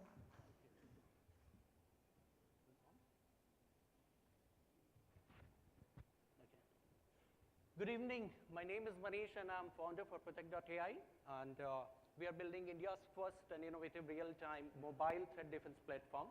We do mobile application, mobile device, and mobile transaction security. But today evening I will be talking more about mobile application security and the kind of innovation work what we have done. We talk about digital transformation, and India's digital transformation is actually mobile transformation. No? India is mobile first economy, and if you see numbers, we already have 750 million smartphones in India, 75 crore users, 200,000 applications built in India, 2 lakh applications, and 7.3 billion transactions UPI only, and if you add banking transactions, it will be much more. So this is truly a complete mobile first economy.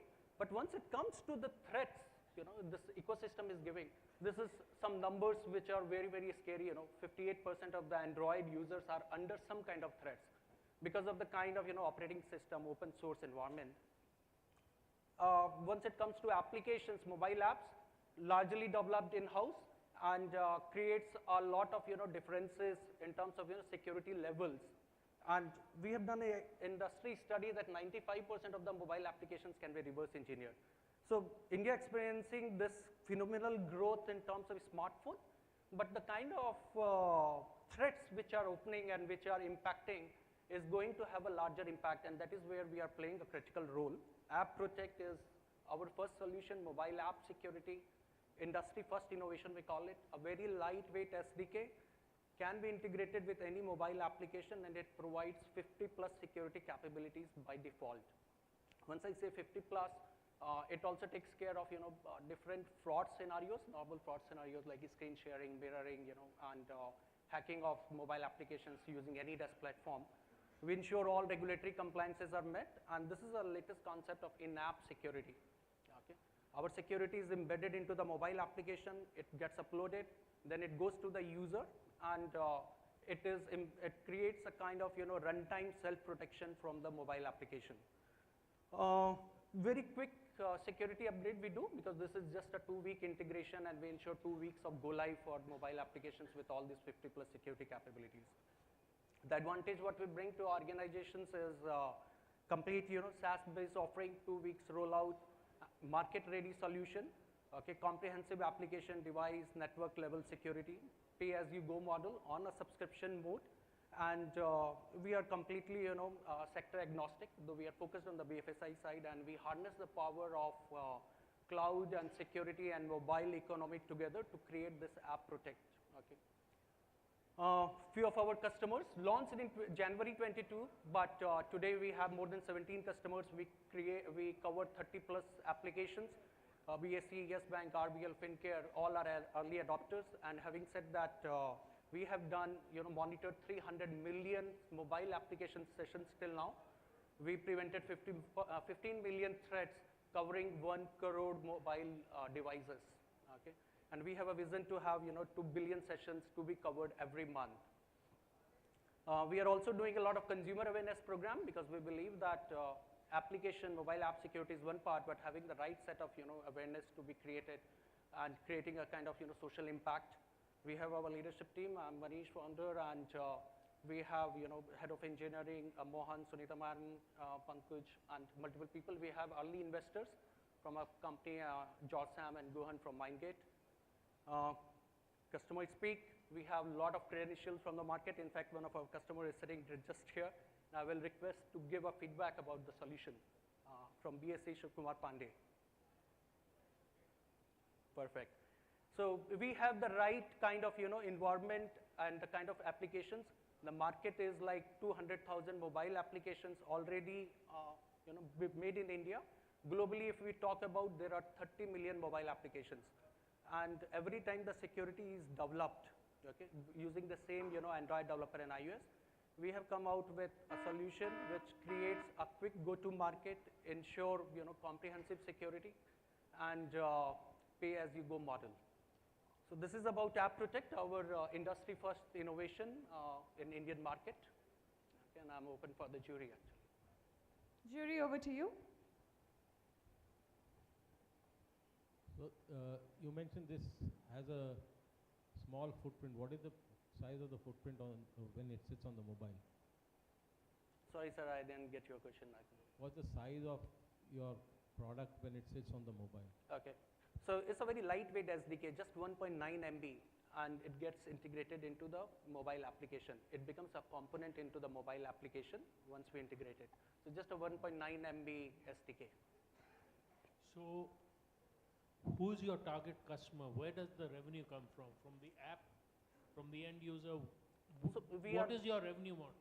Our revenue model is all app developers. So app developers are companies like banks, insurance companies, stock exchanges, fintech. So it's a subscription model to them, or is it per download, per what? Yeah, so it's a subscription model based on the number of downloads on a yearly basis. How many customers you have today? As I said, we have 17 customers, 35 plus applications, and we have we covered more than 1 crore unique devices today. Revenue? We have done approximately 5 CR till now in this financial year. What's your projected revenue? Projected revenue is 1.5 million USD we want to achieve, and looks like achievable for this year. Does it have anything beyond the RASP? We do complete fraud control built into it, okay, for the mobile applications, especially for the banking domain. To give you example, AnyDesk is a big concern today, okay, and RBI has issued guidelines. So if But listen, AnyDesk, which is fine, but the way these remote screen sharing apps are getting innovated every day. Today it is AnyDesk. Tomorrow it could be, something more. Yeah. So I'm saying the RASP and the wrapper, which is fine, fantastic, completely relevant use case. But I'm saying that will address one use case of fraud management, if you ask me. Yes. As a customer or as a banker, I would look for a little holistic solution when it comes to the mobile payment security. RASP is a fundamental, I understand that. So what is next? So we are doing a complete device and SIM binding for the mobile applications. We call it App Bind, a zero trust, unique customer identity management for mobile banking customer.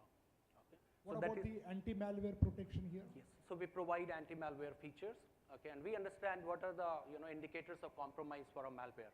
Okay, we don't do signature-wise because apps are not supposed to be anti-malware, based on signatures.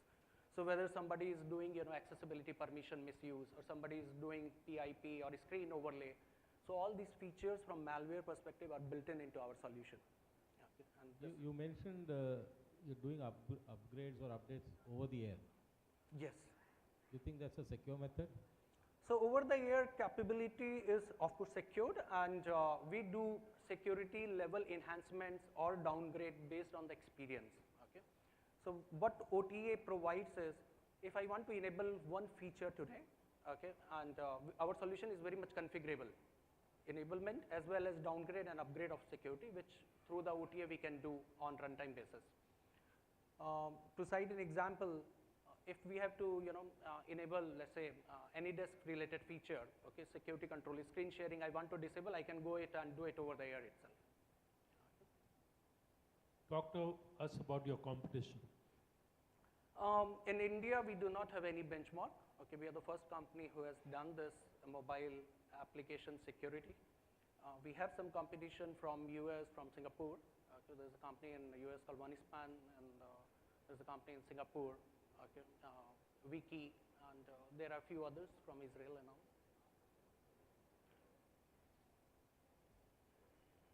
Are they more expensive than you are?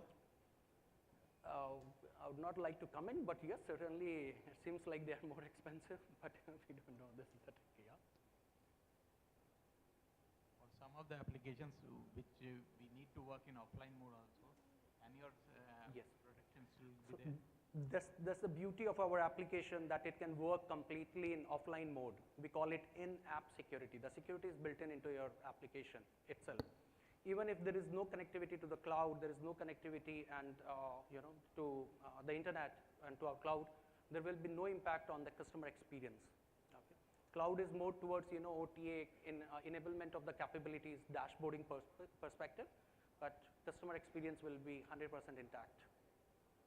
What about if there's some MDM application or something is being used? That also MDM, we believe, is a dying technology because MDM is not scalable, and this works on a concept of containerization. Okay, we are doing it in app security without the concept of containers. Okay, so this is highly scalable. We have a customer which is having 6 million downloads, 60 lakh customers. Okay, and MDM and all will not work on those scenarios. Okay. All right, jury, I'm going to step in now and I'm going to say thank you. And thank you so much. Can we have a huge round of applause for Protect.ai? Can we have the voting pads out, please? And the voting countdown and timer. 1 being the highest, lowest, 5 being the highest. Go ahead and cast your votes.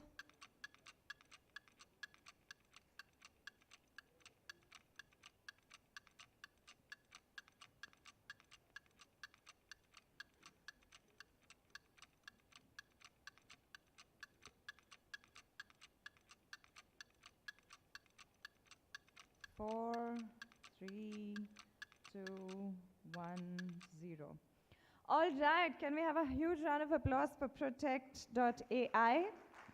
Joining us last but not the least of the teams, have huge round of applause because they're the ones that are bringing in the rear. Securex Technologies Private Limited, over to you guys. Am I audible? Good afternoon, everyone. I'm Bala. I'm co-founder and CTO of Securex. So the challenge we want to address is advanced file-based threats are designed per organization. There is no concept of a malware which can attack every organization. Once they want to find organization which they are targeting, the malware is designed for that organization, especially in a file-based attack. The solution which we are proposing is our Securex Advanced Threat Prevention. This is a combination of CDR and dynamic behavior analysis. This solution can be deployed at all the entry points of files in the organization. So any means in which a new file gets into the organization, the solution can be deployed. It can be a file upload, a resume upload, or invoice from a customer, or a third-party vendor sending a document to your solution. Those places, our solutions can be integrated. There are 3 major parts. One is our ATP, which is a REST endpoint-based solution, where we can integrate with the existing application to take the file and then detonate the file in the dynamic environment. It can be an ATP kiosk, where when you have an air-gap network, any file or patch coming into that air-gap network can be analyzed in the system. And the third is with an ICAP integration, where we can seamlessly integrate with firewall, WAF, load balancer. So any file which comes in, the file will be processed by our system and will be sent into the web server. So the USP which we bring is we have our dynamic behavior analysis, where when a malware is specifically targeted as a zero-day attack on your organization, this kind of attacks will be very difficult for an antivirus and traditional system to block because there are no signatures for that particular artifact. In our case, we will emulate the environment which is similar to your production network. For example, you might have a Python, certain version of Python or certain version of Java or a specific version of Windows running in your production. The same system can be emulated by us, and we will detonate the artifact in that environment, trigger the artifact to the fullest extent, and analyze the artifact's behavior outside of the artifact to understand whether it has any malicious intent or not. And that way, we can either block the artifact or send the artifact into your system. So this will be a typical workflow how our system will be integrated. You have customers submitting some files. We can use an ICAP protocol to integrate with your WAF, load balancer, or a reverse proxy. And any file which, before the file enters into your web server, we will be able to get the file seamlessly through ICAP protocol. We will analyze the file on a behavior analysis, and then based upon the output, we will send the file into your web server. And this image can be customized per customer as well. So our USP is our custom detonation image tailored for organization. So what is the production environment we have? We can customize the image for that. We have lower maintenance. It is cost effective and simplified deployment and management strategy. So this is a brief about us. We were founded in the year 2018. We are bootstrapped. Our customer base is a major bank and technology company in India. We are working with the defense. Our overseas, we have some technology companies from USA and Europe. Our key focus areas, malware analysis, threat intelligence, content disarmament reconstruction, and breach and attack simulation. Our primary competition are from Russia, Israel, and US and Europe. Under ecosystem integration, we are integrated with Anomaly, VirusTotal. In VirusTotal, we are one of the 13 behavior analysis provider in VirusTotal.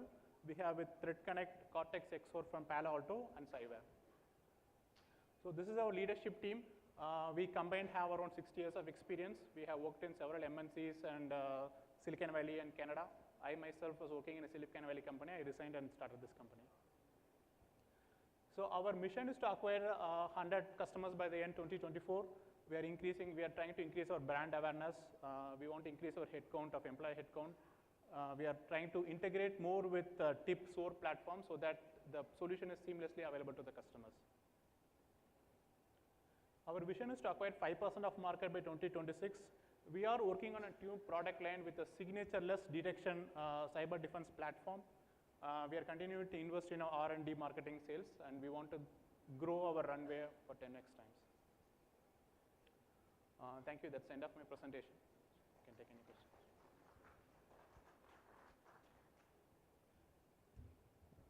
Jury, over to you. Talk to us about your revenue model. How do you make money? So the core technology we built is the malware analysis engine. So the engine has been well tested. We have given to us technology partners in India and abroad. And we are planning to have system integrators and MSSP who will take our product to the customers. How will you charge the customer? We are charging on a perpetual license for 3 years, where the license will include updates for a period of 3 years. And then the product will run over the time and the updates will stop after 3 years.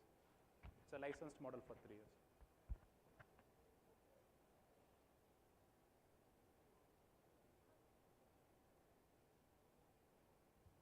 Have you benchmarked yourself against some of the competitors you mentioned? Yes. So we have benchmarked against the competitors in VirusTotal who do dynamic analysis. And we have very good detection rate. The key advantage we have is we can custom the image for the customer. Usually these analysis happen on a static image which the provider will use. But in our case, let's say if your organization is using certain version of Java, certain version of Windows, the image can be built on that and then we can deploy the particular target attack and check. What's the sort of latency that is expected? So with respect to CDR, the time CDR technology will only remove all the malicious content or potentially malicious content and send the file. That will be pretty fast. With respect to dynamic behavior analysis, it will take about 1.5 minutes to analyze the file. But it can be done in parallel. We can have multiple detonation environments so that on the whole the process is fast. So you showed few competitors, right, across the globe? Yes. So did you face any one of them in any bid and you replaced them or you won against them? So many of our existing customers actually compared us, benchmarked us with their samples across these platforms, and then we have successfully completed certain international customers as well. So based on the benchmark, we have won certain cases.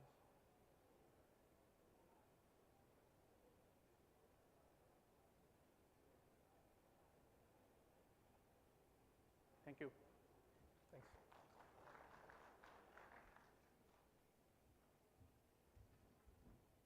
Thank you so much, Securex. Can we have the voting open, please? Voting lines and the countdown.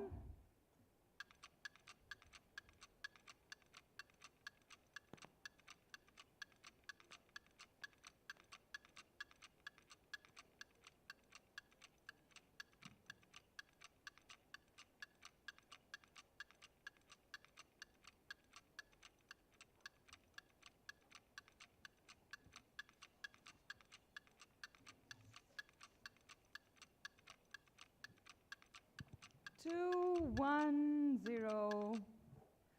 I hope you've cast your votes, audience. Those of you who are still around, make sure to leave your voting pads with the volunteers. With that, it's a wrap on this edition of the Innovation Box. Can we have a huge round of applause for all the participating teams? Thank you to our esteemed jury. You guys have been scintillating, amazing, and thank you for all the efforts. Thank you to all the teams for showing up with everything that they did. The top 3 finalist announcements will go live tonight on the website. So make sure to keep your eyes glued into the announcements. So that'll go up tonight. Okay, so it's a wrap for the day. Day 2 of AISS is done and dusted. We'll see you sharp and early tomorrow with the first session and first segment. The floor is now open for networking and dinner. Thank you so much for joining us. Hope you had a lovely day. See you all tomorrow, and good night from us.